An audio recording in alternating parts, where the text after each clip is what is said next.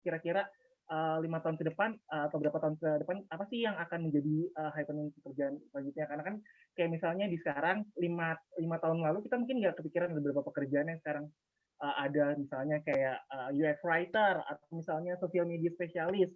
Mungkin 5 tahun lalu kita nggak kepikiran, oh ternyata sosial media itu ada bisa menjadi profesi ya seperti itu. Terus kemudian ada graphic design bahkan sampai ojek online mungkin 5 tahun lalu kita nggak ada kepikiran kalau misalnya kita bisa pesan ojek via aplikasi seperti itu bisa pesan makan via aplikasi seperti itu sih. Nah maka dari itu untuk lebih lanjut mengenai future work ini nih kita ada kedatangan pembicara ada Pak Randy Arda dari Moka.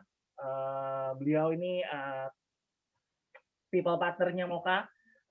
Kalau misalnya nggak tahu Moka anaknya perusahaan Gojek. Mungkin kalau udah Gojek baru nggak nih kalau Gojek nih kayak gitu. Nih anak perusahaan anak perusahaan Moka, Pak Randy ada sebagai people partnernya dan mungkin aku kenal dulu nih Pak Randy juga mungkin kalau misalnya aku kasih tahu juga agak kaget ya. S1-nya teknik nuklir. Bayangin jadi seorang S1 teknik nuklir bisa menjadi seorang HR di perusahaan startup company yang yang sekarang bisa dibilang nge-hype banget lah seperti itu. Mungkin bisa kita mulai aja kali ya. Jadi untuk Pak Randy, aku persilahkan. Baik, Boleh tepuk tangan oke. dulu dong, tepuk tangan virtual buat Pak Randy. Oke, baik, terima kasih banyak, Mas Mike. Selamat pagi Mas Mike dan teman-teman semua. Terima kasih atas kesempatannya. Hari ini saya dikasih kesempatan untuk sharing mengenai ya future of work lah. Kita nanti diskusi bareng ya. Dan selamat pagi juga kepada teman-teman panitia dari RIB serta teman-teman peserta. Ini kebetulan saya melihat beberapa nama yang familiar di peserta. Mungkin nggak saya sapa satu persatu, tapi ya sekali lagi selamat pagi dan terima kasih sudah bersedia meluangkan 2 jam dalam hidupnya untuk kita duduk bareng di sini belajar bersama-sama gitu. Untuk saling diskusi nanti sebenarnya ke depannya dunia kerja itu kira-kira akan seperti apa. Gitu ya. Jadi mungkin izin saya mulai, mungkin saya izin share screen dulu sebentar ya.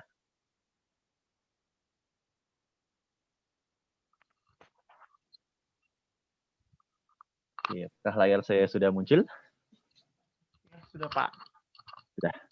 Baik, oke, izin saya mulai. Jadi teman-teman semua, hari ini kita akan diskusi mengenai sebenarnya masa depan dunia kerja itu kira-kira bakal kayak gimana sih? Dan kita selaku individu, selaku tenaga kerja itu kira-kira secara umum apa yang mesti kita siapin? Jadi mungkin nanti dalam 1,5 jam ke depan, mungkin saya izin untuk menyelesaikan materi saya dulu, anggaplah mungkin sekitar 40 menitan. Setelah itu kalau ada tanya jawab baru bisa kita lanjutkan. Jadi mungkin kalau ada yang ingin ditanyakan bisa sementara dititip di grup chat dulu aja, diketik dulu aja. Nanti akan dipandu Mas Mike buat disampaikan ke saya buat apa yang akan kita diskusikan. Gitu ya. Nah, di sini mungkin kenalan dikit. Tadi Mas Mike udah sempat mention beberapa hal. Tapi kalau saya boleh cerita dikit lagi, jadi ya nama saya Randy Ardia Pradita, biasa dipanggil Randy, tapi nama gaul saya sebenarnya bukan Randy, tapi Ceking. Kenapa? Karena ya sebenarnya dulu saya ceking banget sih. Ini kebetulan di foto ini aja baru kelihatan agak gemuk gitu. Tapi dulu dari zaman SMP itu saya tergolong makhluk yang kurang daging dan lemak lah. Seperti itu. Jadi bisa panggil Randy, bisa panggil Ceking. Nah kebetulan saat ini ya sebagai General Manager of People atau Lead of HR di Moka Teknologi Indonesia, di mana Moka ini juga sebenarnya April kemarin baru diakuisisi sama Gojek. Jadi saya punya 2 kepala, satu kepala sebagai GM of People di Moka, satu kepala lagi sebagai People Partner-nya Gojek, seperti itu. Kalau Gojek mungkin udah jelas ya, perusahaannya itu industrinya bergerak apa. Nah, tapi kalau Moka mungkin kan banyak yang nggak tahu. Jadi Moka ini sebenarnya kayak aplikasi kasir. Jadi misal teman-teman kalau misalnya nongkrong di coffee shop gitu, atau di restoran-restoran gitu, kan ketika bayar ke kasir, ada mesin di aplikasi kasirnya itu kan, buat terima pembayaran segala macam. Nah itu Moka tuh provide itu, software untuk aplikasi kasir, termasuk sama device mesin kasirnya juga. Secara sederhana kira-kira gitu. Jadi saya baru setahun, September tahun lalu pindah ke Moka, dan April tuh diakuisisi Gojek. Jadi saat ini saya punya 2 topi sebenarnya. Sedikit mundur dikit, sebelumnya saya lumayan lama di Bukalapak. Jadi saya dari 2015 di Bukalapak, waktu itu saya masih karyawan ke 100 kalau nggak salah. Dan HR-nya pun baru sekitar 5 orang. Dan pas saya resign dari Bukalapak tahun lalu, itu karyawan udah mencapai 2.600-an. Jadi saya termasuk 5% orang yang pertama join Bukalapak, belum ada apa-apanya gitu, sampai akhirnya ya bisa kayak sekarang. Dan itu lumayan seru lah pengalaman di startup dan membuat perusahaan grow dari 100 orang ke 200 orang. Sebenarnya pengalaman saya di bidang HL cuma itu doang, di tempat sekarang sama di Bukalapak. 5 tahun pertama saya kerja tuh justru banyak di area corporate planning, dan itu banyak di perusahaan korporat. Itu mungkin sekilas, Kirana, Seta Usaha Tamajaya, Puninal tuh banyak kan bergerak di bidang manufacturing dan di bidang logistik, dan itu konglomerasi besar. Jadi sebenarnya saya baru beralih ke dunia startup dan menjadi HR itu di 5 tahun terakhir. 5 tahun pertama kerja itu ya jadi orang corporate planning dan di korporasi. Pendidikan saya sendiri, ya tadi juga Mas Mike sempat mention, mungkin juga agak aneh karena ya saya lulusan S1 di teknik nuklir di Universitas Gajah Mada, Yogyakarta gitu. Apa hubungannya ya nuklir sama HL gitu kan? Tapi ya nggak tahu akhirnya bisa nyasar ke sini gitu. Dan waktu itu karena saya kuliah S1 teknik nuklir, kemudian waktu itu ngelamar kemana-mana nggak lolos karena ya mana aja sih perusahaan yang nerima lulusan teknik nuklir gitu kan. Teknik fisika, elektro, mesin mungkin ada, tapi nuklir, ini orang mau ngapain, mau bikin bom gitu. Sehingga akhirnya ngelamar sebagai manajemen trainee di Puninar Jaya, dan waktu itu penempatan sebagai manajemen development atau corporate planning. Akhirnya supaya ilmunya lengkap ya saya tambal dengan ngambil S2 di UI manajemen strategi. Gitu. Dan kebetulan juga saya pernah ikut kompetisi di SWA, majalah SWA. Jadi tahun 2018 ikut kompetisi Future HR Leader Award dan jadi finalis, dan tahun lalu ikut jadi Future Business Leader Award. Ini mungkin sekilas mengenai saya. Jadi dari angkatan dan pengalaman kerja, ketebak lah ya kira-kira saya umur berapa. Gitu. Ya masih muda lah sama kayak teman-teman semua di sini lah. Oke. Nah, oke, kita mulai materinya ya. Jadi izin sekali lagi saya akan menyampaikan materi dulu semuanya. Nanti kalau ada tanya jawab silahkan bisa disampaikan di akhir ya. Tapi sambil teman-teman bisa nulis di chat dulu aja nggak apa-apa. Kita ada satu permainan dikit, permainan tebak-tebakan. Jadi ini permainan adalah apa sih kesamaan dari gambar-gambar ini? Kita mulai dari gambar pertama. Nanti sambil tolong ketik di kolom chat aja nggak apa-apa. Nah, gambar pertama ini apa sih? Ada yang tahu nggak? Gambar orang lagi ngapain tuh? Ketik aja di kolom chat nggak apa-apa.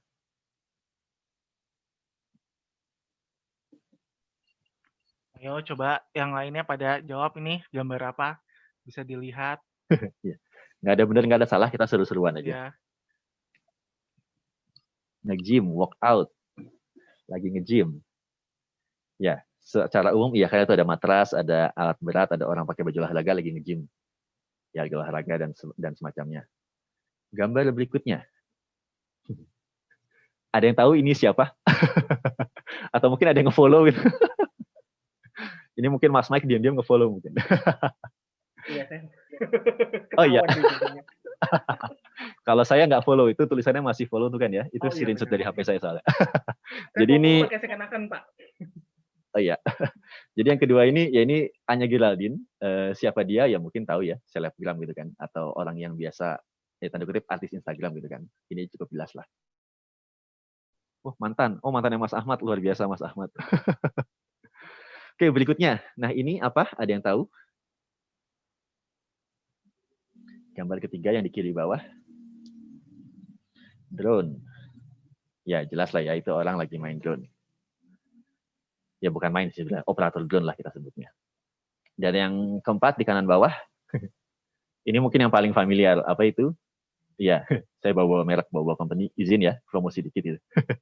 Ya, jadi ini ojek online secara profesi, tapi secara merek ya Gojek lah sebut nama gitu. Nah, pertanyaannya adalah, apa sih sebenarnya persamaan dari 4 gambar ini? Mungkin ada yang mau jawab dikit di chat. Jadi, antara tadi nge-gym, selebgram, drone, sama ojek online, apa sih persamaannya dari 4 gambar ini? Mungkin teman-teman kalau mau ngetik dulu di chat, silahkan. Nggak apa-apa. Ya, mungkin bisa Disrupsi, menggunakan teknologi, pekerjaan, teknologi terbaru, tren, ya skill. Semua jawaban mengarah ke sumbu yang sama. Jadi sebenarnya persamaan dari 4 gambar ini adalah, ya, semuanya adalah sama-sama profesi dan masa kini, iya. Tapi yang lebih menarik adalah 4 gambar di sini itu hampir sangat sulit ditemukan 10 atau 20 tahun yang lalu. Gitu ya. Jadi gambar ini itu mungkin 10 tahun lalu, atau 15 tahun lalu, 20 tahun lalu, kita mungkin hampir nggak bisa menemukan. Ya emang karena alatnya teknologi belum ada, sehingga juga profesi ini belum ada gitu. Tapi per hari ini kita bisa ngeliat bahwa profesi ini itu udah lumayan banyak beredar gitu. Ya pelatih fitness, instruktur fitness, atau mungkin selebgram, endorse, atau mungkin operator drone, atau bahkan ojek online dan sebagainya. Jadi persamanya adalah profesi ini adalah profesi yang sekarang lagi berkembang, tapi yang kita nggak bisa menemukan di 10 atau 20 tahun yang lalu. Nah, sebenarnya masa depan pekerjaan bakal gimana sih? Nah, di sini kita akan share sedikit mengenai pekerjaan apa aja sebenarnya itu jarang ditemukan sekitar beberapa dekade yang lalu atau 10 tahun yang lalu. Yang pertama adalah mobile apps developer. Mungkin kita semua di sini pada pakai mobile apps kan ya, dan mungkin pasti punya entah Play Store atau iOS gitu kan. Dan pasti kan kita itu sudah ada aplikasi-aplikasinya. Ya misal paling simpel ya dari Zoom yang kita pakai hari ini, dari WhatsApp segala macam, atau games-games yang kita mainin sebagainya. Mobile apps developer. Yang kedua social media manager. Zaman dulu sosmed mungkin cuma ada Facebook, mentok-mentok Friendster. Ada yang masih main Friendster di sini gitu. Tapi kan sekarang sosial media ada banyak ya, ada YouTube, ada Instagram, ada Twitter, dan itu jadi kanal buat bisa menghasilkan uang juga kan. Mungkin jadi selebgram, jadi endorsement segala macam. Yang ketiga, online transportation driver. Kalau cuman ojek dari dulu udah ada, tapi ojek yang online, ojek yang tinggal sekali klik menongol di depan mata itu kan zaman dulu belum ada gitu. Dulu mungkin ada tapi masih pakai metode nelpon ke abang Gojeknya atau SMS. Pak, saya ada di stasiun, jemput ya gitu. Gitu kan. Dan itu kan langganan biasanya. Nah, berikutnya yang keempat, podcast producer. Di sini mungkin teman-teman juga sering ngedengerin podcast atau Spotify gitu kan dari orang yang sering sharing gitu. Atau mungkin teman-teman di sini ada yang juga punya podcastnya sendiri, kanal podcast sendiri yang mungkin saling cerita keseharian teman-teman semua. Yang kelima, cloud computing specialist. Ini lebih ke arah IT, tapi secara sederhana ini adalah kompetisi awan. Maksudnya apa? Ini sebenarnya kayak ngelola server, tapi servernya itu istilahnya di cloud. Jadi bukan di fisik, di database di perusahaan, tapi di vendorin ke pihak ketiga. Misal kayak Amazon, kayak Google, kayak gitu. Tapi ini orang yang ngurusin server supaya kita-kita gini bisa menggunakan internet gitu kan. Yang keenam, data scientist. Dulu mungkin data analis lumayan udah ada, tapi lebih heavy di Excel gitu kan, atau ya mungkin mentok-mentok kayak SPSS segala macam. Tapi sekarang data scientist yang lebih otomatisasi itu juga lagi berkembang. Karena kan sekarang dengan ada teknologi, data kan semakin besar dan semakin punya value buat diolah. Yang ketujuh tadi CrossFit instructor. Jadi kalau di dunia fitness sendiri itu kan sekarang cabangnya ada banyak. Mungkin ada yang sempat dengar istilah CrossFit, istilah yoga, istilah bare gitu, istilah entah apa lagi. CrossFit ini yang biasanya perempuan yang suka ikut sih. Perempuan yang suka megang tongkat gitu warna hijau terus sambil nge-gym gitu kan. Jadi CrossFit instructor itu sekarang juga kan lagi berkembang. 8, sustainability manager. Jadi ini lebih ke arah environment biasanya. Kalau mungkin dulu kita manufaktur produksi gitu cuma sekedar udahlah pokoknya barangnya jadi, limbahnya gimana belakangan. Tapi sekarang udah nggak bisa. Sekarang orang makin melek sehingga limbah pun juga harus dipikirin supaya nggak jadi sampah gitu kan. Karena orang udah peduli mengenai plastik, mengenai hutan, mengenai lingkungan segala macam. Yang ke-9, content creator. Nah di sini siapa yang Instagramnya followernya udah di atas 10K gitu. Atau mungkin Mbak Afra gitu kan selaku selebgram bukan, LinkedIn seleb LinkedIn gitu kan yang konten-kontennya di like oleh banyak followers gitu kan. Jadi itu pun profesi yang juga sekarang lagi berkembang gitu, konten kreator. Sama yang terakhir ada 10 drone operator. Jadi kalau dulu orang mau foto dari atas gitu, dari udara mesti pakai helikopter dan mesti bawa kamera sendiri. Sekarang dengan satu drone dan remote itu udah cukup. Jadi orang nggak perlu lagi sewa apa namanya helikopter segala macam. Tapi dengan drone kita udah bisa ngambil foto dari aerial gitu, dari udara. Jadi ini adalah profesi yang hari ini kita melihat banyak berkeliaran, tapi mungkin 10 tahun lalu nggak ada gitu. Ya mungkin ada, tapi juga masih terbatas dan nggak sebesar sekarang. Insight-nya apa? Insight-nya adalah bahwa 65% dari anak-anak yang sekarang lagi sekolah ini akan kerja di pekerjaan yang sekarang ini belum ada. Jadi anak-anak kita, atau bahkan mungkin kita sendiri, itu kita sekarang lagi menempuh pendidikan untuk disiapkan ke dunia kerja yang pekerjaannya tuh hari ini belum tentu ada. Kayak gitu. Atau mungkin buat teman-teman yang udah kerja, bisa ngerefleks ke diri kita sendiri. Waktu dulu kita masih SD, pernah nggak sih kita kebayang akan kerja di tempat yang sekarang ini? Atau pernah nggak kebayang bahwa profesi kita sekarang ini akan jadi jalan hidup gitu kan? Mungkin orang Indonesia zaman kecil mikirnya mau jadi apa? Pilot, polisi, tentara, pemadam, pemain bola. Tapi faktanya kan ya akhirnya ada hal-hal yang membuat oh ternyata sekarang ada profesi ini ya. Dulu kita nggak kepikiran dan ternyata sekarang kita cocok di profesi ini. Kayak gitu. Sehingga ini profesi yang sehingga anak-anak kita saat ini itu akan bekerja di kerjaan yang hari ini pun sebelum belum ada. Kayak gitu. Termasuk mungkin kita juga akan mengalaminya, karena kan kita masih punya 20-30 tahun usia produktif kan, sehingga mungkin kita pun akan berada di tempat kerja yang kita nggak pernah bayangkan sebelumnya. Nah, apa sih yang melandasi ini semua? Jadi sebenarnya mungkin kalau teman-teman sering dengar kan ada namanya revolusi industri. Dan sekarang kita disebut ada masuk ke fase keempat di revolusi industri. Keempat ini maksudnya gimana? Jadi kalau cerita sedikit mengenai sejarah revolusi industri, kan awalnya ada revolusi industri adalah ketika ditemukannya mesin uap tahun 1800 oleh James Watt waktu itu kan. Yang itu mengubah pola pekerjaan yang tadinya agraris, berkebun, bertani, bercocok tanam gitu kan, menjadi tanda kutip agak pabrik atau manufaktur. Karena ada mesin yang tadinya semua manual, itu semua udah jadi mulai pakai mesin. Ada mesin uap itu kan. Itu revolusi industri pertama. Revolusi industri kedua adalah ketika ditemukannya mesin-mesin dan ban berjalan. Khususnya kalau mungkin kita pernah melihat di pabrik itu kan, mungkin dulu secara tradisional kalau di pabrik kan orang ngoper barang dari posisi A ke posisi B masih manual kan, orangnya jalan-jalan itu kan. Tapi dengan ada ban berjalan, dengan ada mesin, itu orang udah nggak lagi udah lebih praktis karena tinggal taruh di ban berjalan, semua udah tinggal ngikut gitu kan. Atau yang tadinya motong-motong atau ngepres itu masih manual, sekarang udah pakai mesin. Itu revolusi industri kedua. Makanya waktu itu industri manufacturing lumayan berkembang.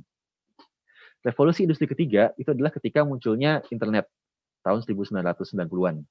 Jadi waktu itu ya mulai ada namanya internet, mulai ada awal-awalnya Google, Amazon, dan segala macam. Dan sekarang kita ada di revolusi industri keempat. Ditandai dengan adanya teknologi yang lebih canggih, dengan adanya machine learning, dengan istilahnya mungkin AI, Artificial Intelligence. Jadi sekarang kita sebenarnya masuk ke fase revolusi industri keempat. Dan asumsinya ini nggak akan berhenti di sini. Akan ada revolusi kelima, keenam, dan seterusnya. Yang kita pun mungkin juga sekarang ini belum tahu bakal seperti apa. Impact-nya apa sih? Jadi revolusi industri keempat ini, beberapa trends-nya adalah pertama, mulai munculnya AI, atau tadi Artificial Intelligence, dan otomatisasi. Jadi kalau dulu semuanya serba manual, sekarang udah mulai ada pakai teknologi, udah mulai otomatis, segala macam. Kalau dulu semuanya mesti diproses secara manusia gitu, misal human error-nya banyak, sekarang udah pakai mesin atau pakai sistem. Jadi udah lebih praktis dan jadi lebih cepat juga dan error lebih sedikit. Yang kedua, jobs pun juga akan berkembang, akan evolve. Jadi iya, ada kekhawatiran bahwa teknologi akan menghancurkan beberapa profesi, itu tidak bisa dipungkiri. Tapi faktanya, teknologi juga memunculkan jauh lebih banyak profesi yang nggak terbayangkan sebelumnya. Jadi kita di awal udah punya beberapa contohnya kan. Jadi ya teknologi merubah dunia kerja, tapi bukan berarti profesinya hilang. Profesinya berubah dan bahkan bertambah. Seperti itu. Dan yang ketiga adalah fokus kepada skill. Jadi kita selaku individu itu kan menghadapi dunia yang terus berubah. Yang tadinya gaptek sekarang dipaksa buat melek teknologi. Yang tadinya mungkin kalau konteksnya corona misal masih bisa semua tatap muka, sekarang mesti muter otak supaya tetap bisa jalan tanpa harus tatap muka secara langsung. Gitu. Sehingga skill dan pembelajaran ini jadi suatu hal yang juga dibutuhkan untuk kita menghadapi revolusi yang keempat ini. Seperti itu. Nah, kalau di Indonesia sendiri itu sebenarnya gimana? Jadi ini disumber dari LinkedIn. Sebenarnya kalau di Indonesia, pekerjaan yang lagi bertumbuh dengan cepat itu ada 5 hal ini. Ini kebetulan spesifik ke seputar IT semua, tapi saya jelasin dikit nggak apa-apa. Jadi pertama ada back-end developer. Itu orang yang ngelola sistem di sisi back-end-nya, yang bikin sistemnya, bikin integrasi ke sistem lain, segala macam. Yang kedua itu data scientist. Jadi setiap aktivitas atau transaksi yang kita lakuin di internet itu kan adalah sebuah data.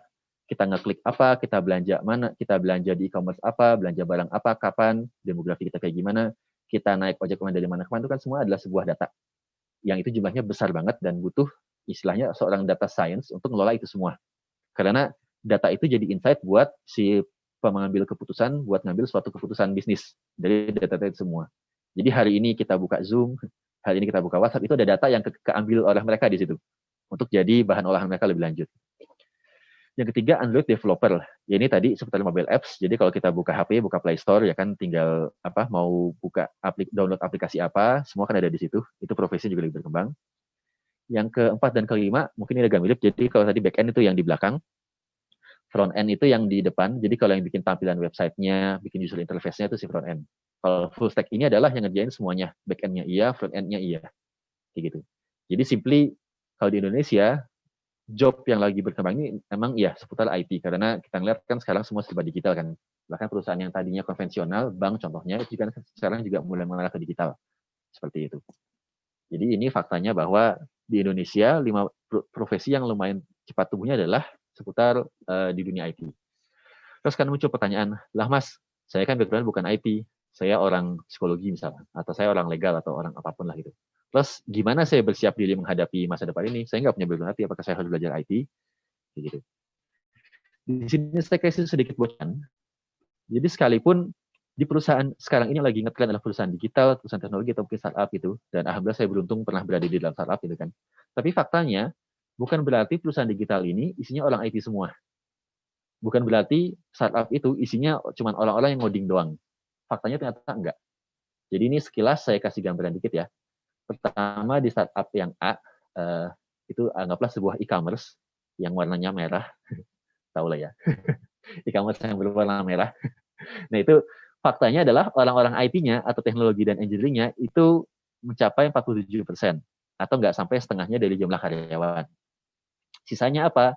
Ya ada orang bisnis atau orang operation-nya yang ngelola bisnisnya mau kayak gimana, atau termasuk tim customer service-nya yang layanin komplain dari pelanggan gitu kan. Plus juga 7% adalah orang corporate function, orang finance, orang HR, orang legal, gitu. 14% orang sales marketing. Sales ini maksudnya orang yang ngajak para pedagang supaya jualannya yang offline jadi online. Orang marketing maksudnya yang bikin promo-promo di TV, di sosial media, yang bikin campaign-campaign gitu. Jadi ya di startup memang banyak kan orang IT, tapi bukan berarti isinya orang IT semua. Sehingga biarpun kita bukan orang IT, kita masih bisa kerja di startup. Itu contoh yang A. Kalau yang B, ini perusahaan aplikasi software POS lebih tepatnya. Warnanya biru, ya tau lah ya. Perusahaan apa. Nah, di yang perusahaan software aplikasi ini, yang startup B, itu justru malah orang sales marketingnya yang komposisinya paling besar, 43%. Sementara orang IT-nya cuma 22%. Kenapa? Karena A tadi itu kan bisnis e-commerce atau produknya dipakai langsung sama end user atau kita selaku orang awam gitu kan. Sehingga reliability produknya itu sangat-sangat diandalkan. Makanya orang IT-nya mesti benar-benar kencang sehingga semua udah serba digital, semua via aplikasi udah harus cukup harusnya. Nah, kalau startup B, ini kan aplikasi point of sales atau aplikasi kasir, di mana customer-nya adalah bukan kita selaku end customer, tapi tadi, misal pengelola kafe, pengelola restoran gitu kan. Sehingga yang dibutuhkan adalah orang-orang yang bisa ngejual produk ini ke mereka, ke orang-orang yang punya restoran, yang punya kafe kayak gitu. Makanya orang sales marketingnya lumayan besar. Ini contoh dari 2 startup yang bisa saya share. Tapi poinnya adalah bahwa ya sekarang emang teknologi lagi berkembang dan job mengenai IT juga tubuhnya lumayan pesat. Tapi bukan berarti kalau kita nggak punya background IT, kita nggak bisa kerja di dunia digital. Enggak. Kita tetap bisa. Cuman mindset-nya adalah bahwa karena produk kita ini sangat-sangat teknologi, jadi kita pun secara pribadi juga harusnya bisa punya teknologi savvy atau melek terhadap dunia digital. Seperti itu. Jadi semua yang selama ini mungkin serba manual, kita udah punya melek bahwa, oh ini bisa nih diotomatisasi, oh ini bisa nih dibuat aplikasinya. Seperti itu kira-kira gambaran. Nah, berikutnya adalah, saya akan juga share sedikit mengenai industri life cycle. Jadi ini maksudnya apa? Mungkin teman-teman yang kuliah di manajemen khususnya, atau yang mungkin pernah belajar mengenai bisnis, itu tahu bahwa setiap industri, atau bahkan setiap produk, itu ada life cycle-nya, ada siklus hidupnya. Di mana ada mulai fase di mana produk ini mulai baru diperkenalkan, ada fase di mana produk ini tiba-tiba tumbuh dengan pesat, ada fase di mana produknya udah mulai agak stagnan, ada fase di mana produknya udah mulai stagnan dan nggak tumbuh lagi, dan bahkan ada fase di mana produknya mungkin udah nggak laku, udah ketinggal dari pasaran. Semua industri, semua produk pasti ada fase kayak gininya. Kalau bingung, kita ambil contoh satu, televisi. Televisi itu udah ada dari 1900-an, tapi masih hitam putih kan. Dan mungkin ketika muncul televisi warna, itu baru muncul pertumbuhan pesat. Tapi sekarang dengan adanya YouTube, dengan adanya Netflix yang bisa diakses dari internet, dari laptop misal, itu mungkin orang udah nggak lagi butuh televisi kayak dulu. Lebih butuh ya laptop atau HP gitu. Karena kan lebih nikmat nonton via HP karena bisa dipilih. Jam ini kalau di TV kan terbatas, jam ini nayangan sekian. Tapi kan kalau HP kan nggak. Kita bisa memilih mau nonton konten apa. Seperti itu. Itu televisi contohnya. Yang dia umurnya lumayan panjang, mungkin hampir 100 tahun. Contoh lain yang juga ekstrim. Siapa di sini mungkin yang pernah pakai HP Nokia? tahun 2000-an awal mungkin ada yang pernah pakai HP Nokia, ya mungkin banyak ya. Tapi kalau per hari ini, ada nggak yang pakai Nokia gitu? Saya berani jamin pasti hampir sangat nggak ada gitu. Mungkin mentok-mentok ya iPhone, Samsung, Asus, Vivo gitu-gitu kan. Alhamdulillah masih Alhamdulillah masih ada yang punya, luar biasa nih.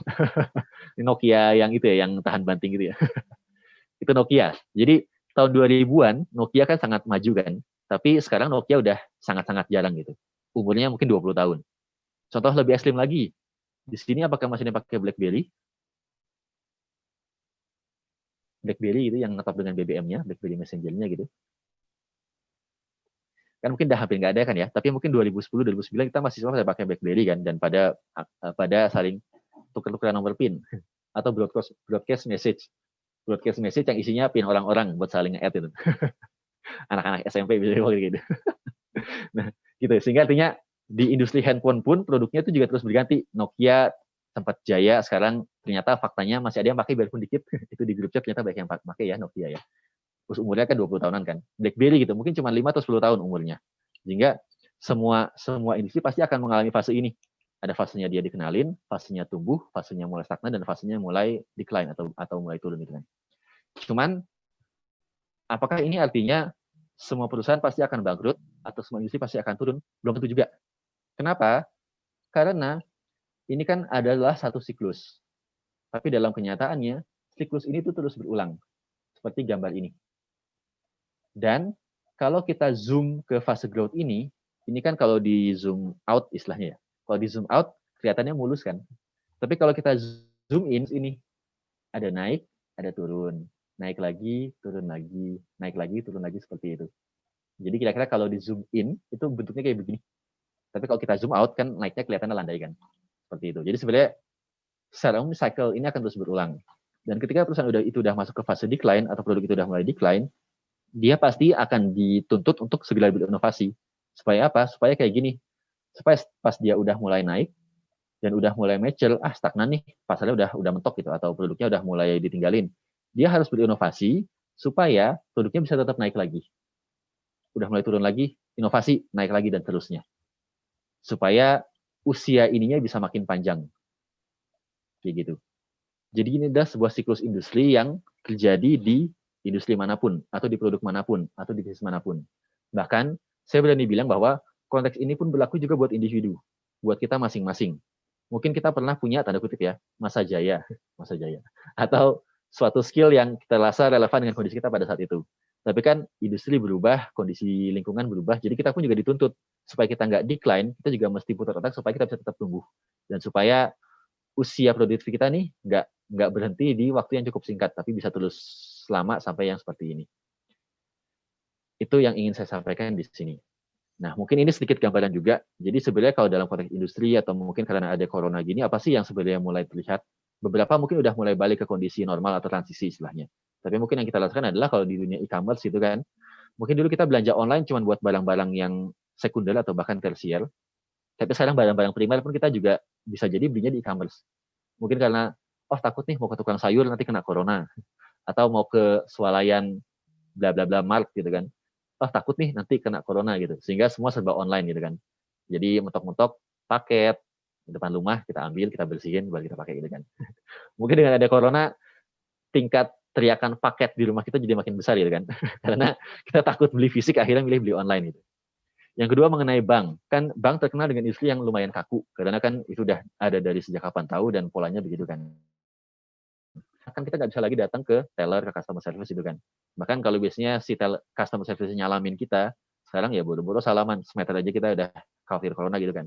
Jadi bank pun juga ngasih experience yang tinggi di sisi digital. Bahkan ada beberapa bank yang bisa buka rekening tanpa harus datang ke kantor cabang. Kayak gitu. Karena ya itu tadi, kalau ketemu orang takutnya kan ada corona, jadi akhirnya ya udah digital aja semuanya gitu. Atau mungkin seputar dunia travel. Kalau dulu kita suka nampang, suka eksis di tempat-tempat yang emang lagi ramai gitu kan, tempat-tempat yang instagramable gitu kan. Tapi kan sekarang dengan ada corona udah nggak bisa lagi tuh kumpul rame-rame. Justru malah orang-orang lebih suka liburan yang lebih sepi atau lebih tenang. Mungkin kalau kita sempat ngelihat beberapa postingan teman-teman kita kan juga banyak teman-teman kita yang liburan ke tempat yang lebih sepi gitu kan, atau mungkin mereka work from home, tapi kerjanya tuh bukan dari rumah, tapi dari tempat, ya mungkin kayak di Ubud gitu, Ubud, Bali yang lebih sepi gitu kan, atau di gunung atau di mana gitu. Jadi yang tadinya suka tempat ramai karena Instagramable, sekarang lebih nyari tempat yang lebih sepi, seperti itu. Atau kalau di tempat kerja pun juga, yang tadinya kerja itu harus di kantor, sekarang kan working from home itu jadi sesuatu yang normal. Bahkan office sekarang bukan jadi opsional gitu. Bahkan kalau saya boleh share, saya pun udah work from home itu dari bulan Maret tahun ini. Dan masih akan work from home sampai Januari tahun depan gitu. Dan sejauh ini sih asik-asik aja karena semua masih bisa berjalan dan produktif sesuai rencana gitu kan.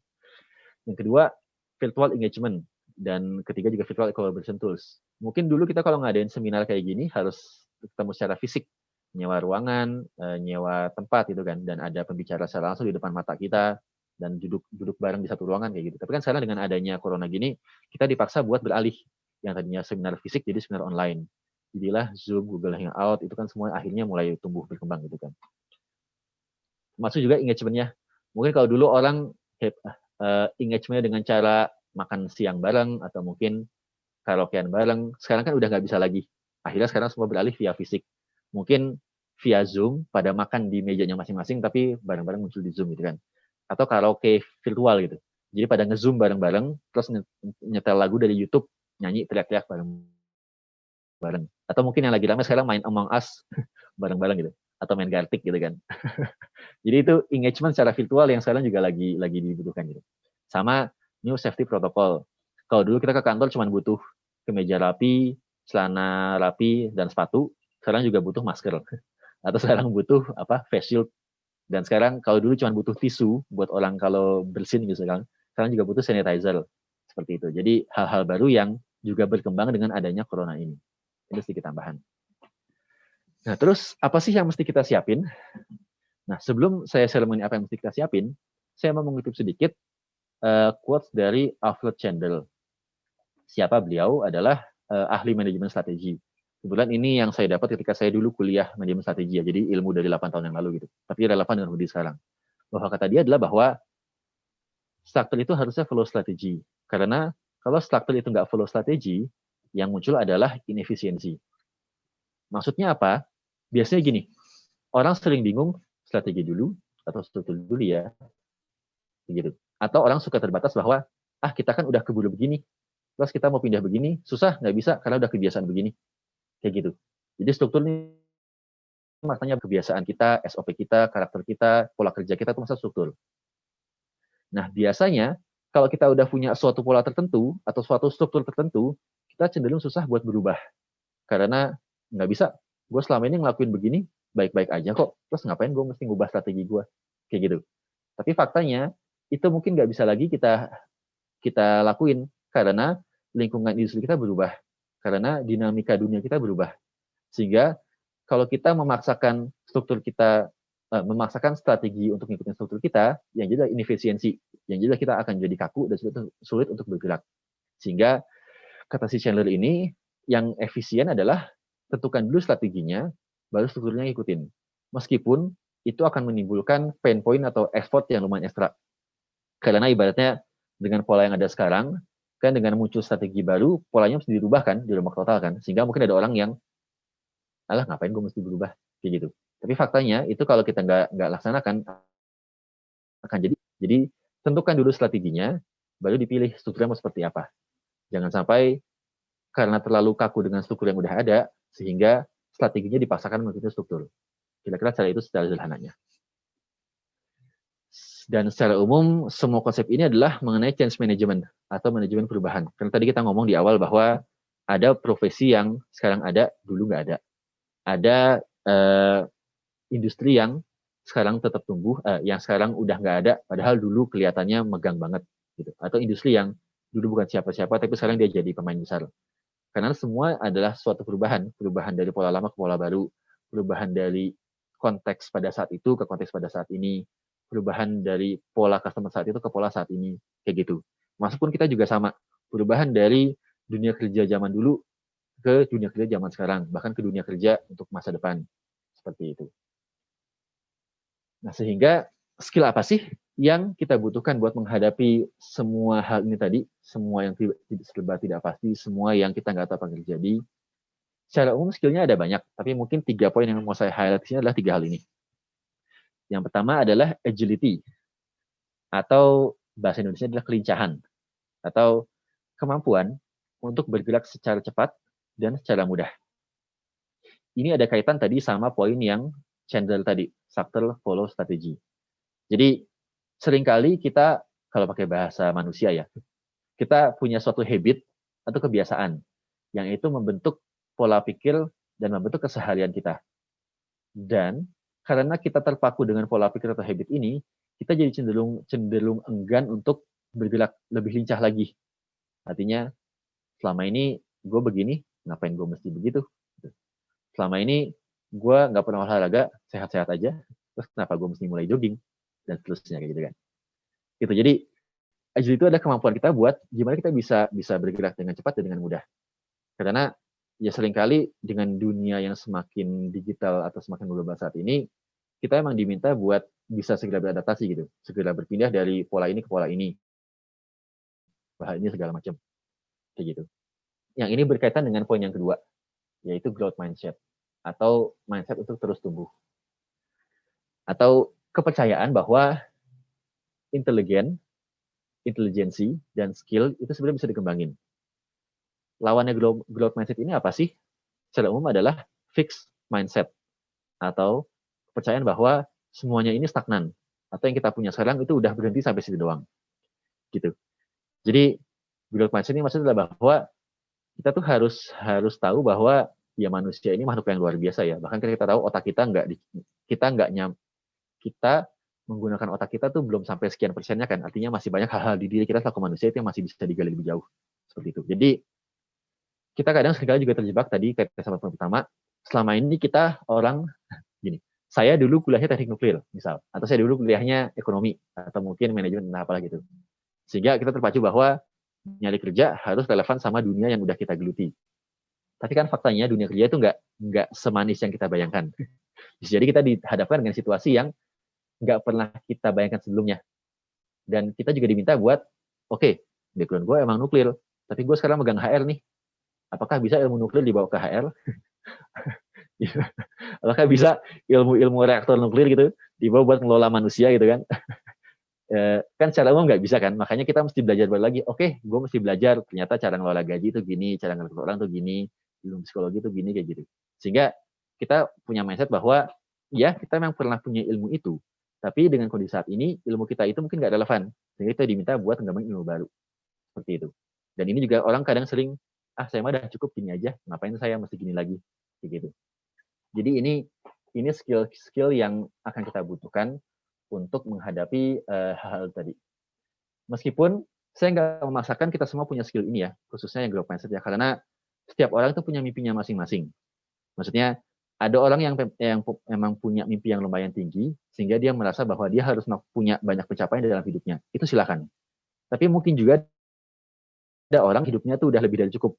Jadi ya saya bersyukur dengan apa yang saya punya sekarang, dan saya nggak akan maju lebih jauh lagi, atau saya nggak akan mencoba lebih jauh lagi karena cukup ini aja cukup sih. Gitu. Sehingga artinya kalau emang ada orang yang merasa bahwa apa yang dia punya adalah cukup, jadi sebenarnya nggak salah juga, karena kan balik lagi ke orangnya kan, seperti itu. Jadi ini skill yang bisa kita persiapkan, tapi pun kembali lagi ke mimpi kita.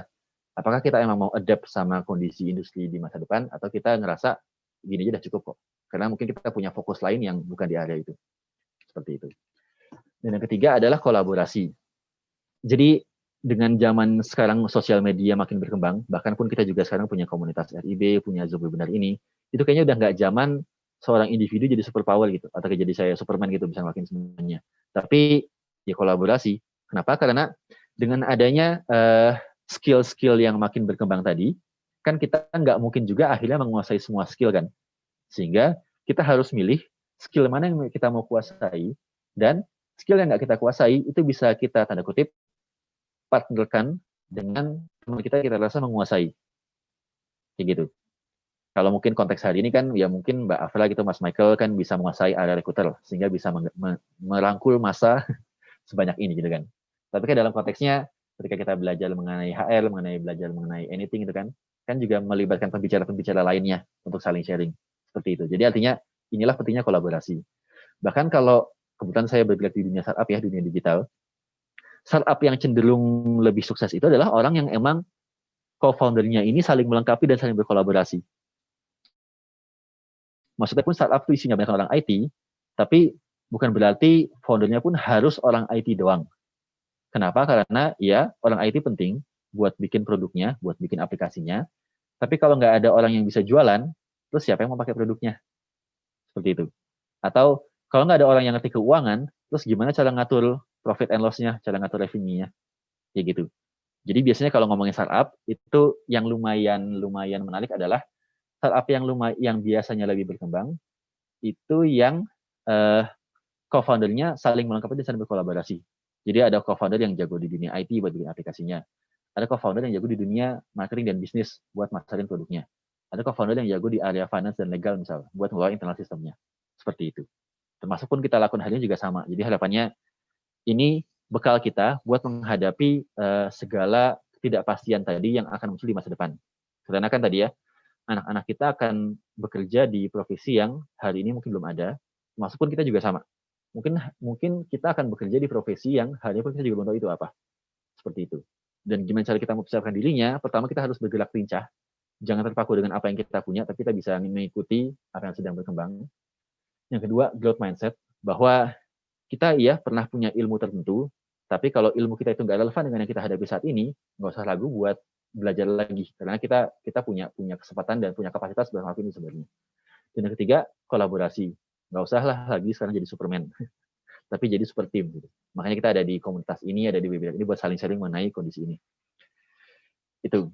Nah, berikutnya, apa sih yang bisa membantu kita atau parameter kita supaya kita bisa tahu sejauh mana kita udah selincah atau se-growth itu sebenarnya. Mungkin kita nanti bisa saling evaluasi atau saling refleksi diri gitu kan.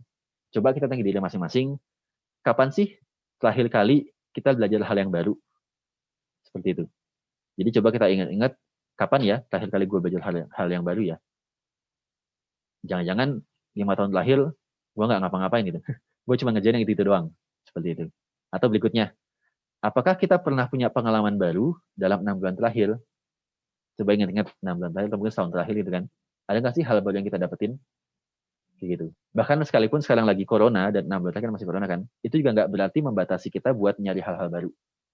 Jadi kita bisa ngecek dengan cara selama ini ada nggak hal-hal baru yang akhirnya pernah kita pelajarin lagi. Dan ini menjadi penting karena sistem pendidikan kita itu kan tanda kutip agak menyuapi kita kan. Ibaratnya kita di SMP, SMA, bahkan kuliah, kita udah punya penjurusan apa dan kita dikasih SKS-nya apa, mata kuliahnya apa gitu kan. Tapi justru tantangan pembelajaran yang paling besar justru adalah setelah lulus kuliah. Atau ketika nggak ada lagi yang menyuapin kita. Karena di situ kita dituntut buat bisa belajar secara mandiri. Kita dituntut buat secara lincah tadi atau secara growth mindset gitu, bisa mencari tahu apa yang kita butuhin buat kehidupan kita ke depannya. Gitu. Karena kalau di kuliah misalkan, kan kita udah punya jadwal, kita jam sekian mata kuliah ini, jam sekian mata kuliah ini, bulan sekian ada UTS gitu kan. Tapi kalau udah dunia kerja kan udah nggak ada mata kuliah, udah nggak ada UTS dan udah nggak ada jam kerja, nggak ada jam kuliah. Yang ada adalah gimana kita bisa mencari waktu supaya kita bisa tetap tumbuh dan berkembang, supaya kita bisa tetap belajar di tengah-tengah keseharian kita. Seperti itu. Dan kenapa ini penting juga karena adalah bahwa yang sering saya share ke tim saya adalah bahwa ketika kita bekerja misal, atau ketika kita ada di suatu perusahaan, misal kita kerja selama 2 tahun di suatu perusahaan. Ngeceknya adalah dengan apakah selama 2 tahun bekerja itu sebenarnya kita cuma kerja 1 bulan yang diulang 24 kali. Atau apakah kita benar-benar punya pengalaman selama 2 tahun. Gitu ya. Jadi misal teman-teman ini yang pernah 2 tahun kerja itu kan, coba dicek. Apakah selama 2 tahun terakhir ini, sebenarnya tuh gue cuma kerja sebulan kali, bukan jadi 2 tahun. Atau gue benar kok kerja 24 bulan, artinya tiap bulan itu gue selalu baru. Begitu. Jadi sekali lagi supaya kita bisa tetap lincah, tetap tumbuh, pastikan bahwa kerjaan itu bukan cuma kerjaan sebulan yang diulang bertahun-tahun. Itu pekerjaan yang emang tiap bulan ada progresnya. Biarpun sedikit nggak apa-apa, yang penting ada hal baru yang kita pelajari setiap saatnya. Gitu. Sehingga di sini kita diminta buat belajar, learn, dan sesekali mungkin kita perlu unlearn, atau kayak memecah pola pikir atau pola habit yang udah pernah kita bangun untuk kita belajar ulang lagi, mencoba hal-hal baru, belajar hal baru, seperti itu. Jadi ini hal penting supaya kita bisa tetap relevan dengan industri yang makin berkembang seperti tadi.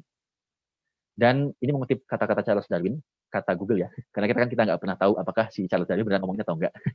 Tapi kata media kan dia ngomong ini kan, bahwa yang akan bertahan itu bukan yang paling kuat, juga bukan yang paling pintar. Tapi siapa? Tapi yang paling responsif terhadap perusahaan. Gitu. Terhadap perubahan. Nah, sehingga mungkin hari ini kita kuat di satu hal tertentu. Atau mungkin hari ini kita pintar di bidang tertentu. Tapi, ya itu doang. Kan industri terus berubah. Jadi mungkin kekuatan kita hari ini nggak relevan dengan kekuatan kita di 10 tahun lagi. Bisa jadi. Makanya kita diminta buat bisa responsif terhadap perubahan. Bisa agile, bisa mindset-nya tumbuh, dan bisa kolaborasi. Seperti itu. Sehingga mungkin lesson learn yang bisa kita ambil adalah pertama, yaitu penting untuk continuous learning, bahwa belajar itu nggak berhenti cuma sampai di bangku sekolah doang, nggak cuma sampai di perkuliahan doang, tapi justru pembelajaran paling besar adalah ketika kita udah lulus kuliah, dan nggak ada lagi yang menyuapin kita, sehingga kita dituntut buat belajar secara mandiri, untuk bekal hidup kita ke depannya. Yang kedua, untuk be adaptable, adaptif dengan situasi yang kita hadapin. Karena kita nggak akan tahu yang kita hadapin itu bakal kayak gimana, sehingga mungkin skill kita sehari ini nggak relevan dengan skill kita di masa mendatang. Maka kita diminta buat bisa mengikuti dengan pertumbuhan yang akan terjadi. Dan yang ketiga, try, fail, try again. Nah, kaitan dengan poin pertama tadi adalah bahwa kalau kita mau belajar, supaya mempercepat pembelajaran kita adalah bahwa dengan cara kita mencoba banyak hal. Karena makin sering kita nyoba, makin banyak kita gagal. Dan makin banyak pembelajaran yang kita dapat. Kalau kita nggak pernah nyoba, kita nggak akan pernah gagal. Dan kita nggak akan pernah belajar. Kayak gitu. Dan mumpung kita semua masih muda, justru saat inilah saat yang tepat buat kita itu melakukan kegagalan sebanyak-banyaknya. Jadi kalau mengutip kata-kata Dahlanis kan gitu ya, setiap orang itu punya jatah gagal. Dan habiskanlah jatah gagal ini waktu masih muda. Kenapa ini penting? Karena kalau kita gagalnya pas kita udah tua, atau pas udah agak lebih senior itu ibaratnya, itu resikonya lebih besar dibanding kita hari ini. Ibaratnya kalau kita sekarang kita mungkin levelnya masih agak menengah ke bawah ya. Jadi kalau kita hanya bikin kegagalan atau bikin kesalahan, resikonya itu masih kecil. Yang nanggung mungkin kita sendiri gitu kan, atau mungkin sebagian kecil tim kita. Terus kalau kita udah jadi besar nantinya, mungkin kita udah agak lebih senior, mungkin kita jadi CEO gitu misalkan. Kalau seorang CEO bikin kegagalan, efeknya ke perusahaannya, atau bahkan bisa jadi ke industrinya. Kayak gitu. Jadi mumpung kita masih muda, kita masih punya kesempatan, kalau mau gagal sekarang, supaya kita bisa belajar. Jangan sampai kita gagalnya pas udah tua. Kayak gitu. Karena mungkin bukan malu juga sih. Mungkin kita juga punya pemikiran bahwa, iyalah ini orang udah tua, tapi kok gitu aja masih salah sih. Kan sering muncul kayak gitu kan. Itu adalah karena mungkin karena dia pada saat mudanya belum pernah mencoba. Baru nyoba di saat udah tua. Seperti itu. Dan harapan itu nggak kejadian ke kita. Jadi kalau kita masih punya kesempatan, lakuin semuanya. Gagal, ya udah gagal. Tapi kan akhirnya kita bisa belajar yang lebih cepat. Gitu. Yang keempat, terbuka dari feedback. Kita pasti bisa metain kondisi kita. Oke, mungkin gue lebih di sini, gue kurangnya di sini, gue kuat di sini, gue lemah di sini, gitu kan.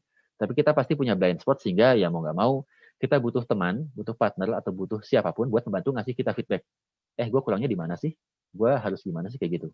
Kalau pakai bahasa kerennya, ya mungkin kita butuh mentor, atau butuh coach, atau butuh buddy gitu kan. Buat ngebantu mencari blind spot kita tuh di mana, supaya kita bisa improve di area itu. Dan poin kelima keenam, yaitu komunikasi, kolaborasi, dan membangun jaringan. Jadi kan hari ini teman-teman juga udah saling kolaborasi, udah saling membangun jaringan. Hari ini mungkin kita cuma sebatas peserta dan pembicara. Tapi nggak ada yang bisa tahu. 10 tahun lagi, teman-teman bisa jadi atasan saya di perusahaan entah apa nantinya gitu. Mungkin teman-teman akhirnya bikin startup di dunia HR gitu, misal tenaga kerja, dan akhirnya saya ngelamar ke tempat kerja teman-teman. Bisa jadi kan.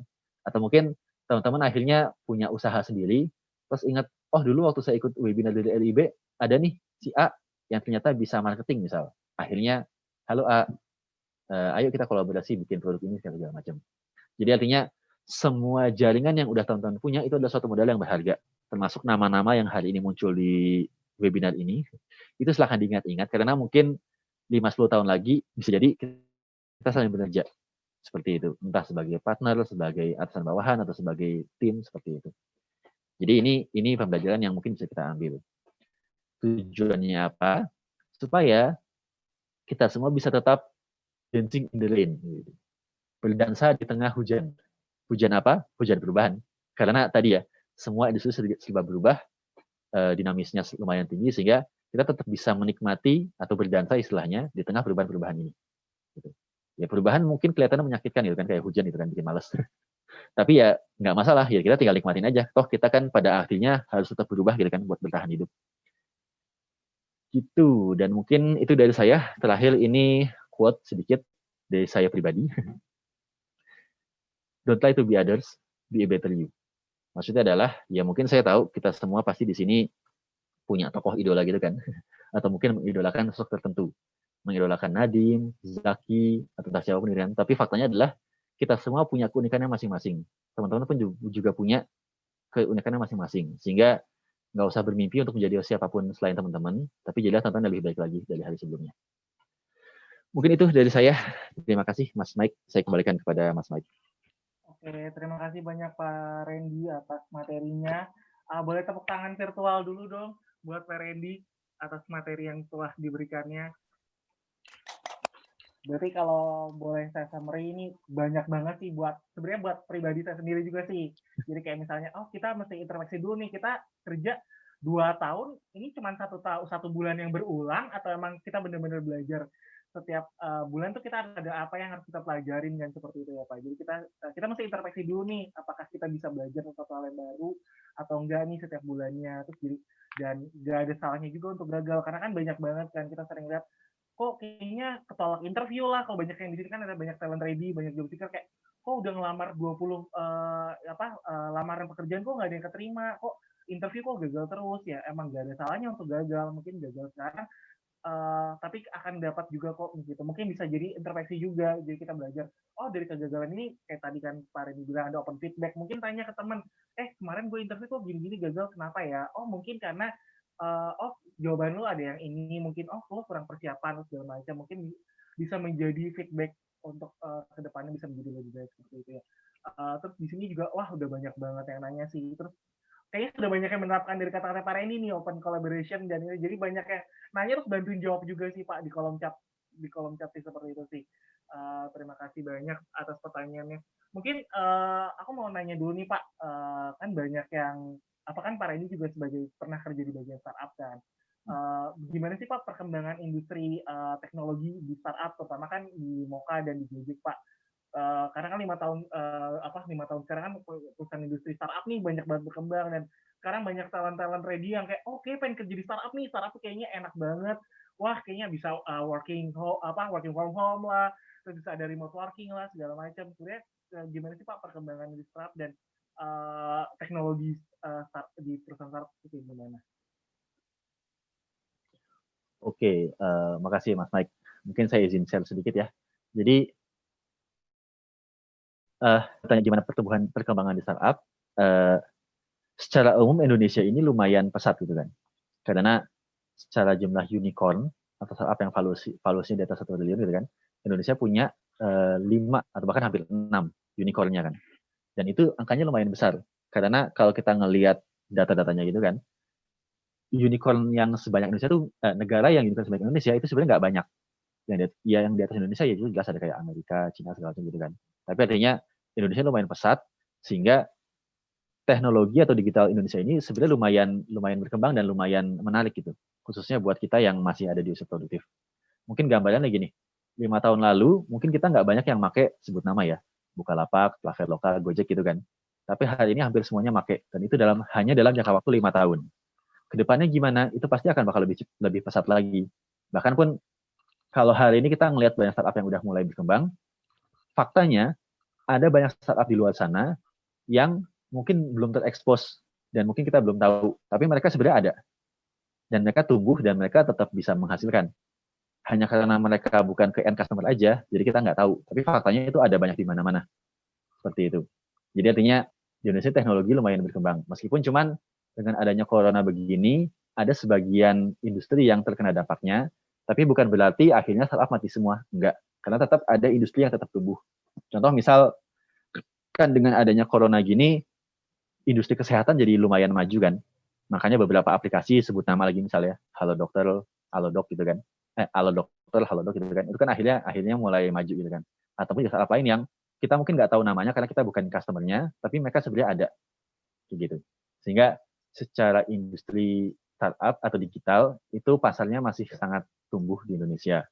Dan secara talent, ya tetap kita akan butuh banyak orang untuk startup. Meskipun sekali lagi yang paling susah dicari adalah orang yang background-nya IT karena itu kan emang lumayan angka. Makanya akhirnya banyak startup yang nyari talentnya tuh nggak dari Indonesia doang. Mungkin dari Singapura, dari India kebanyakan seperti itu. Dan buat kita yang mau kerja di startup khususnya, itu tadi di startup itu yang dicari adalah tadi kelincahan atau pertumbuhan tadi. Karena kenapa? Karena kalau ngeliat demografi startup itu kan foundernya banyak kan masih muda kan. Bahkan kalau kita ngeliat jajaran manajemennya itu juga masih pada muda-muda semua gitu. Mungkin umurnya 30-an atau nggak nyampe 40 lah. Dimana artinya adalah mereka pun belum tentu orang yang paling paham di bidangnya masing-masing. Misalnya saya gitu kan, sekalipun saya megang GM of people, tapi saya pun bukan berarti saya menguasai semua bidang dunia HR gitu. Jadi yang dituntut adalah kita selaku bawahan khususnya, kita tuh punya kuasa penuh buat mengelaborate kerjaan kita mau kayak gimana. Termasuk kalau ada ide-ide, kita juga yang diminta buat kita yang ngusulin ide-idenya. Orang yang cenderung bukan diterima. Lama kerja di startup adalah orang-orang yang mempunyai mindset itu tadi. Mindset buat tetap tumbuh, buat dia bisa ngegali idenya sendiri, buat dia bisa ngambil keputusan sendiri, buat dia bisa inisiatif sendiri kayak gitu. Sementara orang yang nggak bertahan lama di startup adalah orang yang kerjanya harus berdasarkan perintah. Yang harus ada SOP, yang harus disuruh baru bisa kerja. Nah itu yang biasanya nggak tahan lama di startup. Karena startup tuh nggak punya SOP. Karena di startup tuh semuanya orang yang sudah belajar, makanya semuanya ya serba cari tahu sendiri, inisiasi sendiri kayak gitu. Itu mungkin sekilas gambarannya Mas Mike di dunia startup saat ini. Terima kasih banyak Mas Rudi. Oke, ini ada oh ya untuk teman-teman semuanya untuk sesi hari ini Q&A jangan live dulu karena nanti di akhir acara kita akan bagikan materinya Pak Randy gitu. Jadi tolong stay tune sampai acaranya selesai ya. Oke, ini ada pertanyaan dari Mbak Siti nih, Mas Randy. Jadi kan tadi kan kita bahas tentang revolusi industri ya. Jadi kan sekarang udah industri 4.0. Terus dia nanyakan, oh kalau misalnya untuk posisi-posisi yang sekarang sudah digantikan oleh mesin nih, Mas Randy gimana ya? Jadi kan dia bilang kalau dia operator produksi, sementara kan operator produksi kan sudah lama-lama digantikan oleh mesin nih. Terus gimana sih menurut pandangan Mas Randy dengan posisi-posisi yang kayaknya sekarang udah semenjak revolusi industri sudah digantikan oleh mesin dan perkembangan teknologi. Oke, ya, makasih Mbak Siti atas pertanyaannya. Jadi ini pandangan saya secara umum ya, bahwa teknologi baru apapun itu pasti akan menimbulkan kekhawatiran buat orang-orang yang terlibat di sana. Mungkin gini deh, kita nggak usah ngomongin teknologi dulu ya. Kita ngomongin dunia nuklir gitu misal. Karena saya lulusan teknik nuklir gitu. Maksudnya gini, ketika orang mendengar kata nuklir, apa sih yang dibayangin? Pasti kan ngomongin, wah bikin bom. Atau, wah bom atom, Hiroshima Nagasaki. Gitu kan. Jadi kesannya tuh kalau ngomongin nuklir gitu, yang kelihatan selemnya dulu gitu. Atau bahkan kalau kita nonton film-film Hollywood gitu kan, itu biasanya si musuhnya itu pasti punya suatu rencana yang akan mengaktifkan bom nuklir. Dan si jagoan diminta buat mencegah itu. Biasanya gitu kan. Jadi ya ada kekhawatiran di situ. Tapi kan faktanya, apakah nuklir semengerikan itu? Sebenarnya enggak. Karena ada nuklir buat reaktor nuklir, pembangkit listrik. Ada nuklir buat kesehatan. Kalau kita kena kanker gitu kan, ngebunuh virusnya tuh bisa pakai nuklir. Seperti itu. Jadi artinya, setiap ada teknologi baru, pasti ada kekhawatiran akan disalahgunakan atau akan ada yang tanda kutip tadi ya, dikecewakan. Tapi faktanya, manfaatnya pun ternyata jauh lebih banyak dengan adanya teknologi baru itu. Nah, balik ke konteks industri ini lagi, jadi ya, dengan adanya teknologi pasti akan muncul mesin-mesin otomatis segala macam. Dan iya, pasti akan ada beberapa pekerjaan yang akhirnya hilang. Itu pasti. Tapi terus kita gimana? Apakah kita akhirnya diam aja? Harapan saya sih harusnya enggak. Kenapa? Karena yang tadinya dilakukan secara manual, ketika akhirnya digantikan dengan mesin, seenggaknya mungkin ada orang yang mengelola mesin itu. Atau kalau mesinnya rusak, kan butuh orang buat ngerjain kan. Gitu. Atau kan juga mesin sebenarnya kerja atas perintah manusia. Jadi seenggaknya butuh operator buat mengelola mesinnya. Gitu. Atau hal-hal lainnya. Saya mungkin nggak spesifik di industri manufacturing ya, karena kan contoh case-nya banyak dan mungkin saya nggak punya akses ke sana. Tapi secara umum kira-kira nggak benar begitu. Cuman mungkin sedikit trik adalah bahwa kita boleh khawatir sama mesin. Tapi ternyata ada banyak hal yang mesin nggak bisa lakukan, yang hanya manusia yang bisa lakukan. Contohnya apa? Pertama adalah decision making atau pengambilan keputusan. Mesin itu nggak bisa ngambil keputusan. Mesin itu keputusannya diambil oleh kita, oleh orang yang memprogramnya. Sehingga kalau kondisinya berubah, mesinnya juga mesti diubah oleh siapa? Oleh manusia.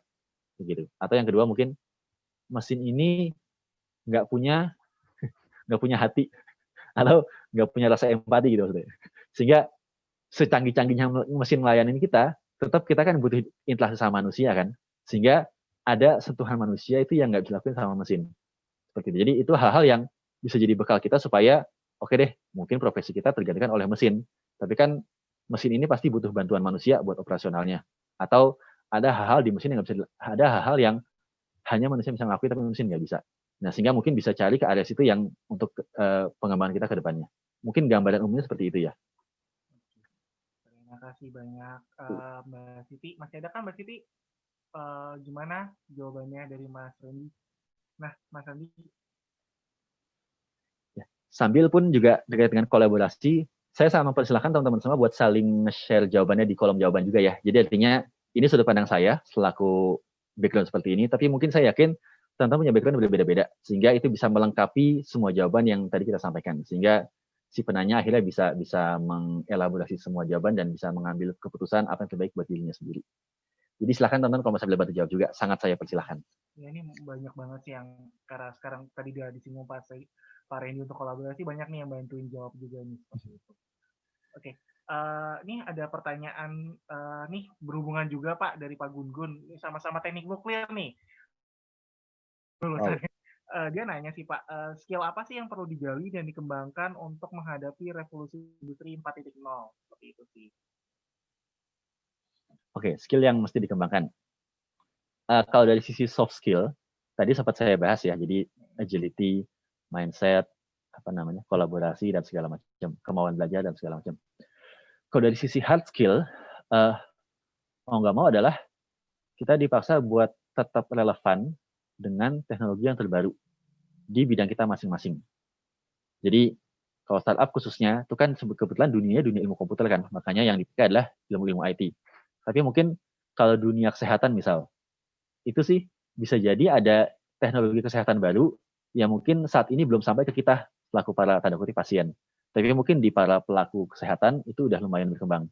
Ataupun kalau konteksnya adalah nuklir, dan saya pun juga udah nggak ngikutin dunia nuklir gitu ya. Mungkin ada teknologi reaktor nuklir atau mungkin bahan bakar nuklir yang itu yang sedang digodok gitu kan. Yang itu mungkin bisa jadi masa depan nuklir. Yang ya kita hari ini nggak tahu apa. Tapi kalau kita sering rajin baca-baca jurnal atau interaksi dengan sesama pelaku nuklir gitu, itu mungkin kita akan dapat wawasan di sana. Gitu. Jadi secara hard skill, yang persiapkan adalah skill yang relevan dengan kondisi yang akan kita hadapi ke depannya. Yang itu sangat spesifik di masing-masing industri, bahkan masing-masing profesi.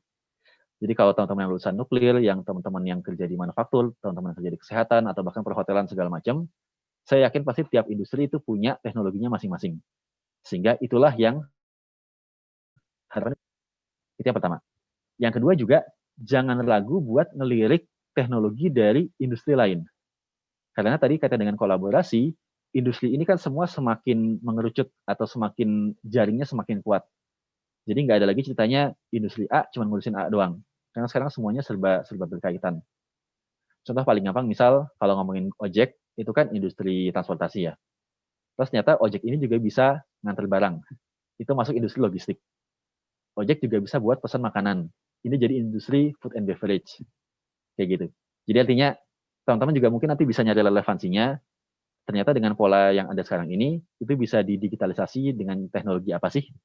Dan ada nggak yang bisa kita kolaborasi dengan teknologi di industri lain? Sehingga semuanya bisa serba jadi lebih mudah. Gambaran mungkin kira-kira begitu. Gimana Mas Gun-Gun dengan jawabannya Pak Randy? Oke. Boleh boleh di chat juga ya, pakai jangan malu-malu. Terus nih, Pak Randy ada pertanyaan titipan nih dari ketua tim eventnya RIB nih. Takut saya nih kalau gini. Pertanyaan dari Bu Hani nih. Pak Randy, bagaimana sih caranya untuk menumbuhkan grow mindset untuk karyawan? Terus gimana sih mengimplementasikannya kepada seluruh karyawan juga seperti itu? Oke, jawaban saya mungkin agak tidak populer, tapi yang pertama adalah bahwa setiap orang bertanggung jawab terhadap masa depannya masing-masing. Sehingga kalau ada orang yang emang pengen tumbuh, ayo kita tumbuh bareng-bareng. Kalau ada orang yang emang nggak pengen tumbuh dan yang memang mimpi dia hanya sebatas itu, ya udah, nggak perlu dipaksakan. Karena kalau kita maksain dia buat ikut tumbuh, yang jadi adalah mungkin dia akan capek sendiri dan kita pun juga nggak akan capek, gitu kan? Sehingga secara umum itu prinsip pertamanya. Yang akan tumbuh akan ikut tumbuh, yang nggak mau tumbuh ya akan, kalau pakai bahasa Charles Darwin, akan punah gitu kalau pada revolusi. Itu jawaban yang nggak populer. Tapi kan selaku orang HR kita nggak bisa gitu juga kan. Jadi biasanya kita pakai metode ini, stick and carrot, umpan dan ancaman. Maksudnya kita bisa membuat orang ikut bertumbuh dengan cara ngasih umpan atau dengan cara menjual mimpi. Oke, nanti kalau kita tumbuh kita akan gini loh. Kalau kita ngelakuin ini, efeknya kita akan begini segala macam. Itu maksudnya yang di depan tadi yang ngasih umpan. Tapi kadang orang, gue nggak butuh itu, gue gini aja masih cukup gitu.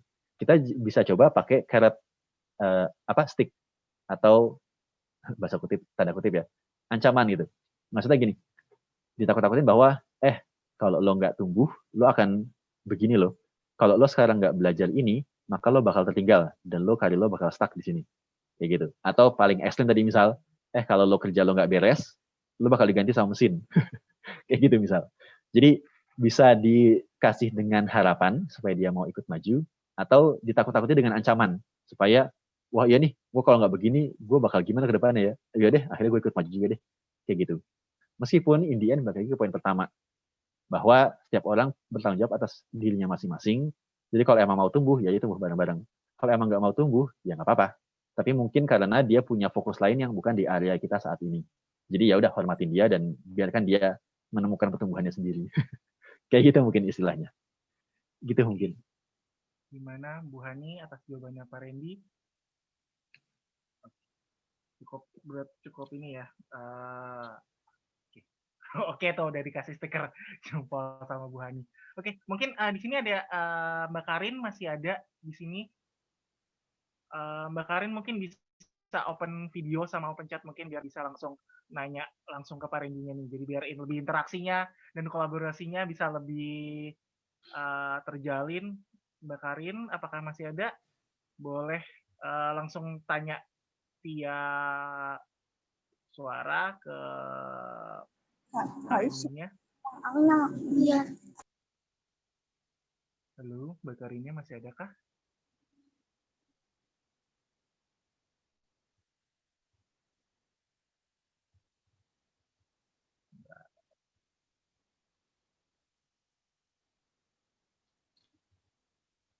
Boleh dibantu Mbak Karinnya biar bisa munculin suaranya.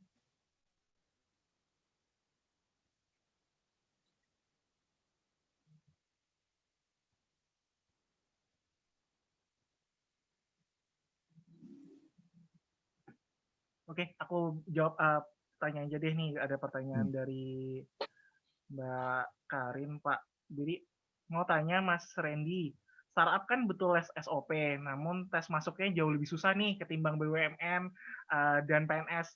Apa aja sih yang jadi pertimbangan dari sisi HR mengenai tes masuk tersebut? Terima kasih. Nah, mungkin yang pas banget nih dijawab sama people partnernya Gojek, yang katanya tesnya banyak banget dan susah banget. Lebih dari PNS sama BUMN sih katanya Mbak Karin nih. Gimana nih? Oke, ya mungkin saya sharing dikit ya. Kalau secara tahapan, sebenarnya enggak. Karena kalau BUMN atau PNS itu kan, mohon maaf mungkin yang kerja di BUMN atau PNS itu ya, kan tahapannya panjang kan. Ada tes administrasi, ada psikotes A, psikotes B, psikotes C, tes kesehatan, interview, bla bla gitu kan. Sehingga tahapannya panjang dan lumayan lama gitu. Tapi itu penting karena emang prosesnya harus benar-benar rigid buat ngefilter ribuan pelamar jadi sekian puluh posisi itu kan, kalau yang BUMN atau PNS itu. Makanya prosesnya lumayan panjang, tapi ya seperti itu. Nah, kalau startup, itu biasanya nggak selama dan sepanjang itu. Lebih kayak interview recruiter, interview user. Kalau ada tes atau case study, ya biasanya dikasih. Terus interview final user, terus udah hiring. Biasanya gitu. Jadi, yang terlihat membuat sulit adalah bahwa kalau di BUMN atau PS, kan alat tesnya jelas. dan kita bisa sambil belajar kan. Maksudnya ya ada banyak buku-buku belajar psikotes gitu kan.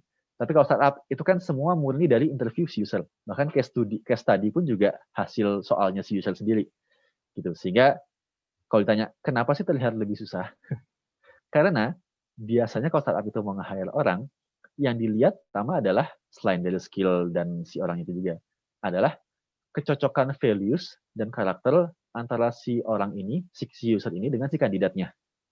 Karena itu yang membuat startup biasanya bisa lebih cepat maju. Maksudnya gini, tadi ya, mungkin ada orang yang emang secara hard skill dia jago. Tapi secara culture atau secara style, dia ternyata hanya bisa kerja kalau dikasih SOP. Atau hanya bisa kerja kalau ada perintah. Atau hanya bisa kerja kalau semuanya serba jelas. Nah, orang kayak gitu biasanya nggak akan tahan lama di startup. Atau bahkan kalau ketahuan dari awal, bahkan mungkin nggak akan diterima juga. Kenapa? Karena tadi startup lebih butuh orang-orang yang punya inisiasi, yang mau belajarnya tinggi, yang berani menyampaikan suara, bahkan juga berani mencoba dan berani gagal. Gitu. Dan biasanya itu yang dilihat oleh para user atau interviewer ketika kita tes masuk di startup. Dari ngobrol-ngobrolnya, dari case study-nya, kayak gitu.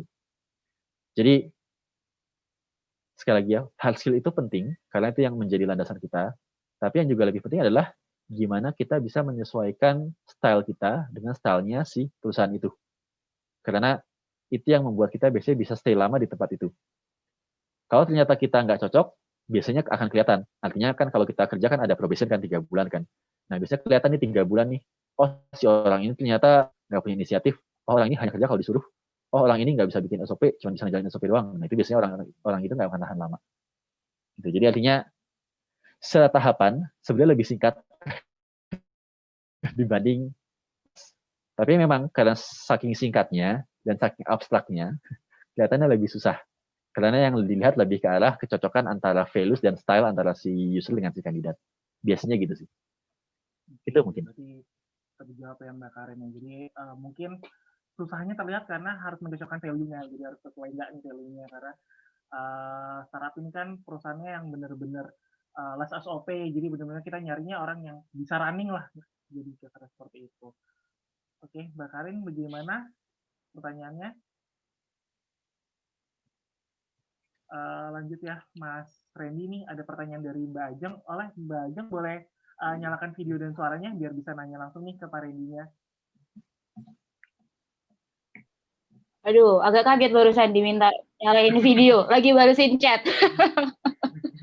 Oke, Pak Randy. Saya sih tadi kepikiran gini Pak Randy, waktu Bapak bilang kapan sih the last time we learn something new atau we experience something new. Tapi terkadang ada orang yang kayak something new ini harus something yang grand atau something yang huge, something yang besar seperti itu.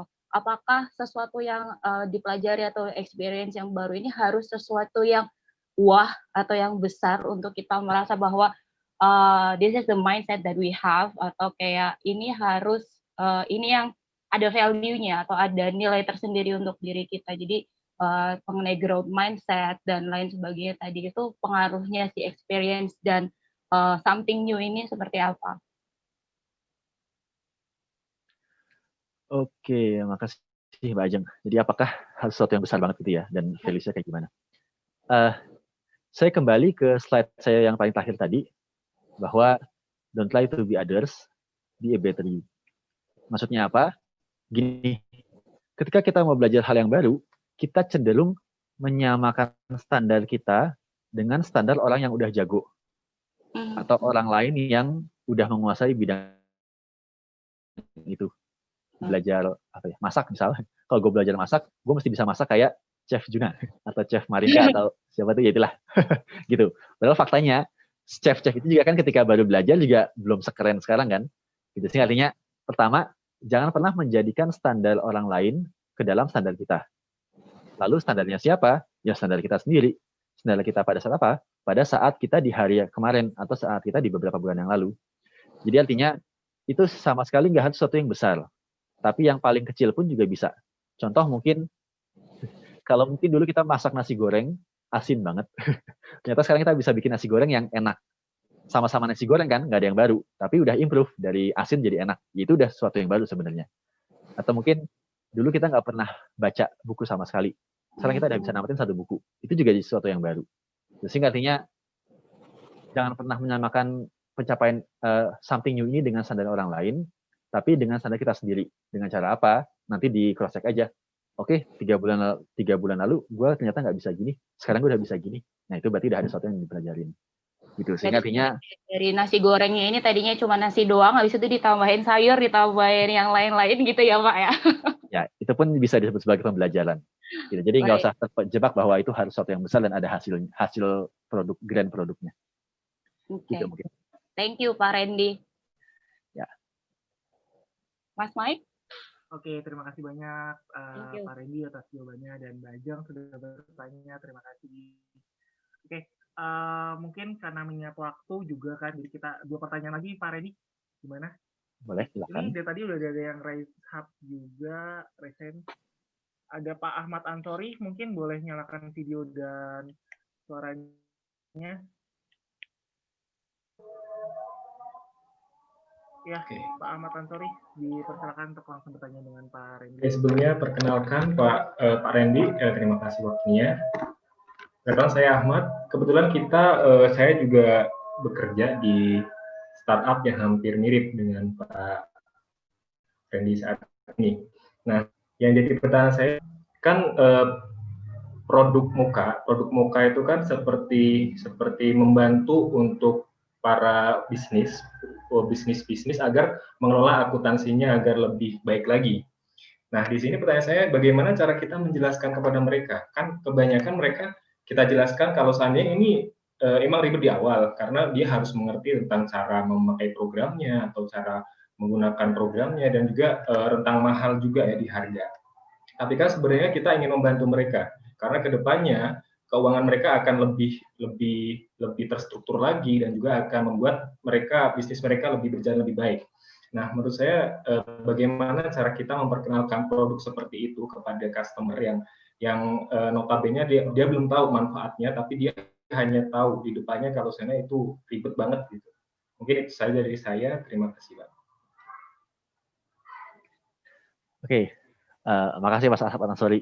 Ini pertanyaannya seputar penjualan ya? Ya, boleh lah. Ya, oke. Saya mungkin nggak akan spesifik jawab ke sana ya, karena ya saya nggak mau menjawab di luar domain saya. Nanti seperti malah sok tahu gitu kan. Cuman saya ambil beberapa analogi yang harapannya bisa diambil di konteks ini. Jadi ada 3 poin yang mau saya ambil. Balik ke slide yang tadi sempat saya bahas. Pertama adalah bahwa ada namanya industri life cycle. Kalau ngomongin konteks ini berarti perusahaan itu juga punya life cycle-nya. Artinya dia itu ada di fase mana sih? Apakah dia benar-benar baru banget buka toko atau buka kafe gitu misal? Atau dia sebenarnya kafenya lagi tumbuh atau kayak gimana? Kenapa? Karena ketika kita menawarkan produk ke orang lain, itu kita juga mesti tahu dia ada di fase yang mana. Sehingga bisa jadi dia ngerasa nggak butuh karena emang dia belum ada di fase yang dia rasa butuh. Artinya ya mungkin dia masih fase awal-awal sehingga gue masih sanggup kok cuma ada 10 gelas yang gue jual per hari, pakai kertas juga masih bisa atau pakai asal masih bisa kayak gitu. Misal. Itu poin yang pertama. Poin kedua, karena ini konteksnya future of work, mungkin saya kaitin juga dengan future of work. Jadi kita manusia kan juga punya kapasitas dan pola pikirnya masing-masing. Itulah kenapa ada SD, SMP, SMA, kuliah dan akhirnya kerja. Maksudnya kita juga asli kan. Kecuali anak SD-nya IQ-nya tinggi banget gitu kan. Gitu. Jadi artinya ada masa di mana akhirnya kita tahu kapan kita harus melakukan sesuatu. Buat mereka pun juga sama. Mereka mungkin juga akhirnya akan tahu, oh iya nih, transaksi gue ternyata makin banyak, gue udah nggak sanggup lagi ngelola via Excel atau via manual. Oke deh, gue harus pakai aplikasi. Kayak gitu. Itu poin yang kedua. Dan yang poin ketiga, balik ke tadi poin pertama poin yang mengenai Mbak Hani tadi pertanyaannya, bahwa setiap orang bertanggung jawab terhadap dirinya masing-masing. Jadi Indian kalau dia tetap nggak mau mencoba aplikasi kita, ya udah kan akhirnya yang rugi dia. Kayak gitu. Meskipun kita kan dipaksa buat jualan kan, tapi kalau emang dianya merasa nggak butuh dan dia nggak ada kebutuhan untuk itu, ya sudah. Gitu mungkin jawabannya Mas Ahmad Ansori. Oke, terima kasih jawabannya Pak Randy. Ya. Oke, terima kasih atas Pak Ahmad untuk pertanyaannya. pertanyaan terakhir nih Pak Randy, banyak yang nanya kan tentang gimana sih caranya mengembangkan skill-skill, kan bisa dibilang katanya kalau misalnya skill-skill tuh kayak kan mesti harus kursus dulu, mesti harus belajar dulu. Nah, itu kan butuh biaya nih. Gimana sih caranya kita supaya bisa mengembangkan skill-skill, sementara skill-skillnya ini kan harus belajar, perlu harus knowledge lagi gitu kan, belajar lagi itu membutuhkan biaya nih. Gimana sih menurut Pak Randy untuk belajar new skill barunya nih seperti itu? Oke, gimana cara belajar new skill? Yang pertama dan yang paling utama adalah adanya niat. Karena kalau nggak niat, semua kelihatannya serba berat, termasuk biaya. Maksudnya gini, yang pertama niat dulu. Kadang kalau kita udah niat, biaya itu jadi hal yang bisa dikesampingkan, tanda kutip ya. Artinya kita niatin dulu, kalau udah niat, baru kita akan cari otak. Skill apa yang bisa kita pelajari dengan biaya seminimal mungkin. Gitu. Tapi artinya kadang kita tuh ngerasa terhambat karena niat kita mungkin nggak utuh. Nggak utuh tuh maksudnya kita mungkin pengen belajar, cuman karena ikut-ikutan orang doang. Karena kayaknya keren nih, dunia IT lagi berkembang, belajar juga Tapi kita mungkin passionnya nggak ke sana gitu. Makanya setengah-setengah. Atau kayaknya ikutan juga deh. Kayak gitu sih, artinya niat yang ikut-ikutan sama niat yang sejalan sama passion kita itu kan pasti kelihatan bedanya. Itu dulu yang pertama. Nah, yang kedua adalah sebenarnya dengan dunia yang kayak gini, yang makin berkembang gini, itu ada banyak cara untuk belajar, gratis maupun berbayar. Kalau berbayar ya tadi sebut nama, misal ada beberapa online course yang bisa kita pakai. Sebut nama misal kayak Coursera, LinkedIn Learning gitu kan. Bahkan kalau saya boleh share sedikit, selama WFH ini, itu kemarin saya ikut bootcamp data scientist dari, ya sebut merek lagi ya, mohon maaf ya, Rakamin Academy namanya. Jadi saya tuh dari bulan Juni tiap Sabtu Minggu sekolah di Rakamin Academy, dan akhirnya minggu lalu baru wisuda. Final papernya udah beres gitu kan. Jadi artinya, ya itu tadi, ya ada biaya iya, tapi ya karena niat dan pengen nyoba gitu, ya udah akhirnya saya coba belajar yang online. Itu contoh yang bisa kita lakukan kalau emang butuh yang profesional dan berbayar. Tapi kan faktanya kita juga bisa nyari yang gratisan atau yang lebih minim biaya. Dengan cara apa? Paling simpel, forum kayak gini. Ini kan gratis kan, dan kita saling belajar kan. Cuman mungkin isinya kan banyak kan soft skill. Nah, hard skill-nya di mana? Tinggal cari komunitas yang emang nge-provide ilmu-ilmu hard skill. Kalau di LIB ini kan kebetulan saya ngelihat orang-orangnya kan banyak kan orang-orang HR kan. Makanya mungkin hari ini kita banyak discuss mengenai dunia HR, hard skill-nya di situ. Tapi mungkin kalau teman-teman terlibat di komunitas data scientist atau mungkin komunitas Java, Python atau CSS gitu kan, itu mungkin akan dapat ilmu hard skill-nya di sana. Atau mungkin yang suka marketing atau sales juga bisa ikut komunitas sana. Atau yang paling simpel misal, dan ini pun juga jadi hobi saya juga gitu. Kalau kita pengen belajar hal baru, tinggal ingat-ingat siapa teman kita yang menguasai bidang itu. Terus tinggal di WhatsApp, ajakin ngobrol, udah belajar di situ. Itu lumayan sering saya lakukan karena kadang kan saya juga suka tersesat kan di dunia kerja kan. Aduh, gue diminta bikin performance appraisal, tapi gue nggak pernah punya skillnya nih. Terus mesti gimana? Ya tinggal ingat-ingat. Oh dulu si A nih pernah megang performance appraisal nih. Tinggal ketemu, jadwalin, ngobrol, akhirnya dapat ilmunya di situ. Gitu sih artinya pertama adalah niatnya dulu, bahwa niatnya harus sejalan dengan passion dan values kita, bukan niat yang ikut-ikutan orang lain supaya kelihatan keren. Sehingga dengan adanya itu kita pasti akan muter otak gimana caranya supaya akhirnya bisa terwujud pembelajaran itu. Entah dengan ikut course, entah dengan nanya teman-teman atau ikut komunitas kayak begini.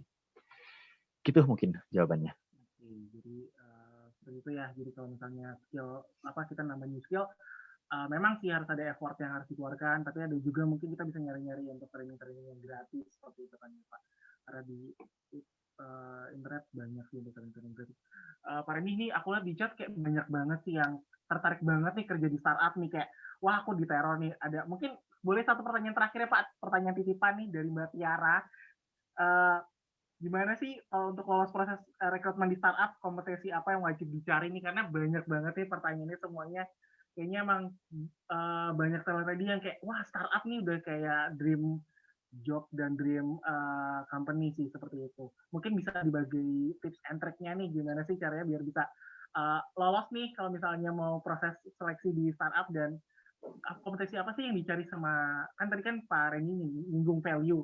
Sebenarnya mungkin value apa sih yang dicari? Mungkin emang karena beda-beda kan company startup. Mungkin kalau contohnya di Moka, value apa sih yang dicari, atau Moka orang-orang apa sih yang kerja di Moka, value apa yang dicari oleh Moka seperti itu. Silakan Pak Reni. Oke, mungkin sebelumnya saya nggak spesifik jawab Moka dulu ya, tapi secara umum dulu bahas startup itu. Karena sekalipun kita melihatnya startup atau perusahaan digital itu semuanya sama, tapi faktanya mereka pun juga ada perbedaannya. Dalam hal apa? Balik lagi ke life cycle tadi sempat saya bahas. Jadi startup itu juga punya tahapan-tahapannya. Ada startup yang baru tumbuh, ada startup yang lagi berkembang pesat, ada startup yang udah lumayan mateng gitu kan. Atau kalau pakai bahasanya startup itu kan kayak pendanaan seri A, seri B, seri C gitu-gitu kan. Nah itu sebenarnya parameter startup ini ada di fase yang mana gitu. Nah buat kita kalau mau kerja di startup, caranya gimana? Itu kita juga mesti ngelihat startup ini tuh sebenarnya ada di fase yang mana. Mungkin contoh gini, kalau startupnya masih di fase yang baru banget muncul, yang masih kecil banget itu kan, karyawan masih dikit, produknya masih belum banyak, biasanya startup kayak gini itu tanda kutip mohon maaf nggak punya kapasitas finansial yang besar karena kan mereka masih di fase awal kan, sehingga yang dibutuhkan adalah orang-orang yang punya mimpi yang sama dengan perusahaannya atau dengan para co-foundernya. Karena kan startup ini pasti hadir karena menyelesaikan suatu masalah. Ya kalau Gojek kan misal masalah transportasi, Bukalapak kan masalah online transaksi gitu kan, transaksi perbelanjaan. Nah startup itu pasti kan dia hadir buat menyelesaikan suatu masalah. Sehingga di awal-awal startup ini juga nggak punya banyak uang buat ngegaji kita. Makanya yang dicari adalah mimpi. Kesamaan mimpi antara si kandidat dengan si kita. Dan kesanggupan untuk bertahan di situasi yang tanda kutip pahit dan nggak pasti. Karena startup kecil kan juga belum tentu akhirnya semuanya besar kan. Ya mungkin tetap tumbuh tapi mungkin agak pelan. Sementara kan kita mungkin pengennya startup tuh harus yang gede gitu kan. Faktanya mah enggak, startup juga semua banyak beredar gitu. Yang mungkin belum sampai aja ke telinga kita sebagai customer. Jadi kalau startupnya masih kecil, biasanya yang dicari adalah kesamaan mimpi antara si kandidat dengan si co-foundernya. Dan biasanya mereka nggak bisa banyak main uang. Jadi kita juga jangan harap uang di sana. Uang itu maksudnya gaji, fasilitas, benefit kayak gitu-gitu. Nah, kalau startup yang lagi di sisi seberangnya, startup yang udah lumayan besar atau perusahaan teknologi gitu yang udah lumayan besar gitu kan, itu karena organisasi makin besar, biasanya values-nya udah mulai agak samar. Samar tuh maksudnya karena produknya makin banyak, sehingga tiap produk tuh spesifik punya solusinya sendiri-sendiri gitu, punya values-nya sendiri-sendiri. Dan biasanya karena mereka udah punya kapasitas keuangan yang lumayan besar, mereka nggak ragu buat nge-hire orang dengan angka yang lumayan tinggi, asal skill-nya pun relevan. Gitu. Jadi kalau startup yang udah lumayan besar, ya biasanya gitu dicari orang-orang yang benar punya hard skill di area situ. Yang benar-benar teruji bahwa dia punya kemampuan di bidang itu, kemampuan marketingnya, kemampuan IT-nya, kemampuan product manajernya, kayak gitunya. Makanya mereka biasanya berani ngasih finansial yang lumayan lebih besar. Di tengah-tengah itu, di tengah-tengah yang kecil dan besar, dan yang juga berlaku di startup adalah tadi, kecocokan antara style si startup dengan si kandidatnya. Dalam hal apa aja? Tadi ya pertama bahwa kalau di startup itu nggak ada SOP, sehingga harus bisa berinisiatif tanpa ada SOP, bahkan kita yang bikin SOP gitu kan. Yang kedua, karena ini dunia teknologi, kita pun juga mesti paham bisnisnya itu sebenarnya kayak gimana, dan teknologi apa aja yang dipakai di situ. Jadi kalau kita kerja di startup, tapi misalnya kita orang HR gitu ya, kita orang HR, melamar di posisi HR, tapi cuma bisa jelasin sisi HR, tapi nggak bisa jelasin sisi bisnis, itu juga nggak bakal relevan. Karena inisiasi yang kita ambil di dunia HR misal, itu harus sejalan dengan arahan bisnis. Gitu. Jadi kita mesti tahu juga produknya apa, bisnisnya gimana, kayak gitu segala macam. Dan tadi values bahwa kita mesti ngambil inisiasi, berani ngambil keputusan, bisa belajar tanpa harus dipaksa, bisa punya ide tanpa harus disuruh, itu yang biasanya jadi gambaran untuk diterima di startup. Kayak gitu. Dan itu juga yang berlaku di Moka. Gitu. Jadi kalau ya saya sering melihat fakta ya, nggak cuma di Moka sih, tapi di startup sebelumnya juga, orang-orang yang di awal kelihatannya bagus pas interview gitu kan. Tapi pas dia join, yalah ini orang ternyata cuma ngomong doang, tapi values-nya nggak sejalan gitu. Atau ini orang ternyata cuma di tempat sebelumnya, dia cuma terima jadi, tapi dia nggak bisa bangun dari nol gitu. Nah itu pasti akan nggak tahan lama dan biasanya sih nggak lulus probation. Kayak gitu. Jadi itu gambaran kira-kira apa yang mesti kita butuhin secara individu kalau emang kita tertarik buat kerja di startup. Dan kita juga bisa katain startupnya itu lagi ada di fase yang mana. Gitu mungkin Mas Mike. Oke, berarti kita juga harus lihat juga ya posisi life cycle-nya startup di mana dan kebutuhannya seperti apa. Mungkin menjawab ya pertanyaannya Mbak Tiara Budiawan dan para teman-teman lain yang kayaknya menjadikan startup sebagai dream company-nya. mungkin kalau misalnya sedikit ini promosi juga nih, kalau misalnya ada teman-teman yang mau tertarik join di Moka, bisa klik linknya di karir.mokapost.com. Di situ ada lowongan-lowongan kerjanya, mungkin yang mau jadi anak buahnya Pak Randy nih, jadi HR atau mungkin yang lain, ketemu Pak Randy, bisa klik linknya di karir.mokapost.com. Nanti di situ ada lowongan-lowongan kerjanya seperti itu ya. Tadi kan dikasih nih tips and trick-nya nih sama Pak Randy nih. Jadi seenggaknya ya bisa untuk proses lebih lanjut lah seperti itu.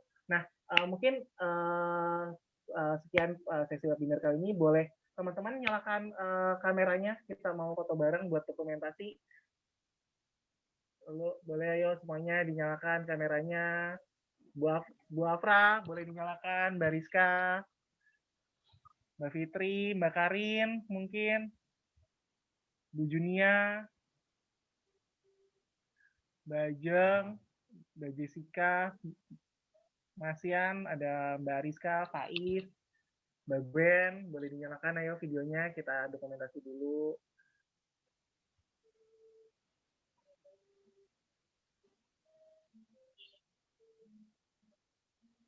Ayo jangan malu-malu, di sini juga banyak HR, jadi mungkin siapa tahu dilihat, wah kayaknya sesuai nih. Gitu. Ayo semuanya, nggak apa-apa, kalau belum mandi juga nggak apa-apa. Nggak ada yang tahu ya, Mas Mike Iya, ya. nggak ada yang tahu.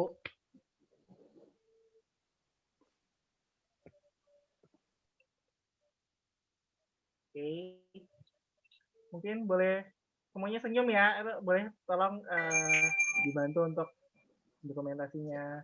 Aku ya, dari aku ya Mas ya. Boleh, silakan Mbak Tiara. Oke. Mbak Tiara tolong nyalakan videonya juga Mbak Tiara. Saya lagi moto Mas. Oke. 1, 2, 3. Oke, halaman kedua ya. Oke, halaman kedua. 1, 2, 3. Oke, sekarang halaman ketiga. Halaman terakhir. 1, 2, 3. Oke. Ya, terima kasih banyak untuk teman-teman yang sudah hadir. Terus untuk materinya Pak Randy bisa di-download di kolom chat. Terus terima kasih juga Pak Randy sudah menyempatkan waktunya untuk mengisi webinar kali ini.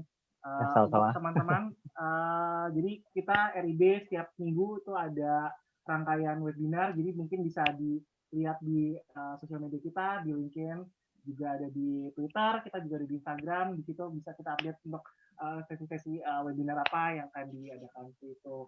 Ya, terima kasih banyak semuanya.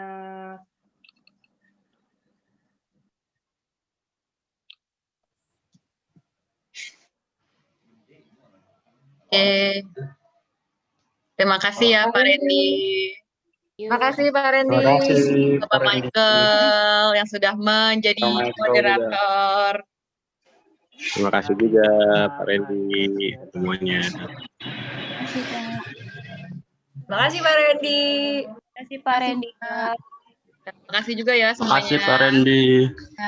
Mas Michael makasih ya. Terima kasih Pak Randy. Terima kasih semua yang udah hadir. Pak Randy, terima kasih. Terima kasih Pak. Good job Mas Mike. Terima kasih Bu. Nice one. Next webinar. Give him applause. Mike for Ketua RIB. Mike for Ketua RIB. Iya nih. Luar biasa. Dapat insight banyak dari Mas Randy nih. Masya Allah, thank you so much. Ini materinya soalnya untuk job seeker dan untuk HR juga. Iya, benar. Ya, Banyak pertanyaan titipan ya. Dan untuk para pemuja perusahaan startup, termasuk RIB-nya sendiri. Tolong. Ini langsung cek karir Moka kayaknya Pak Randy. Silakan, ada banyak lowongan kok di Moka. Ada yang HR nggak tapi Pak? Ada yang Ya HR-nya sih belum, mungkin coba yang lain. Nanti kalau ada yang ingat-ingat kita lah Pak Randy. siapa yang hadir gitu. Kalau suksesor boleh Pak? Bisa aja ya ini ya. Itu menyalahgunakan ini nih, wewenang ini. Gunain wewenang.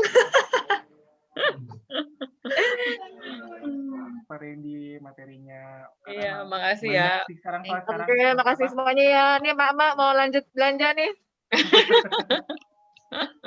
Tiap Sabtu. Mm-mm. Thank you so much ya teman-teman. Ya, Thank oke. you.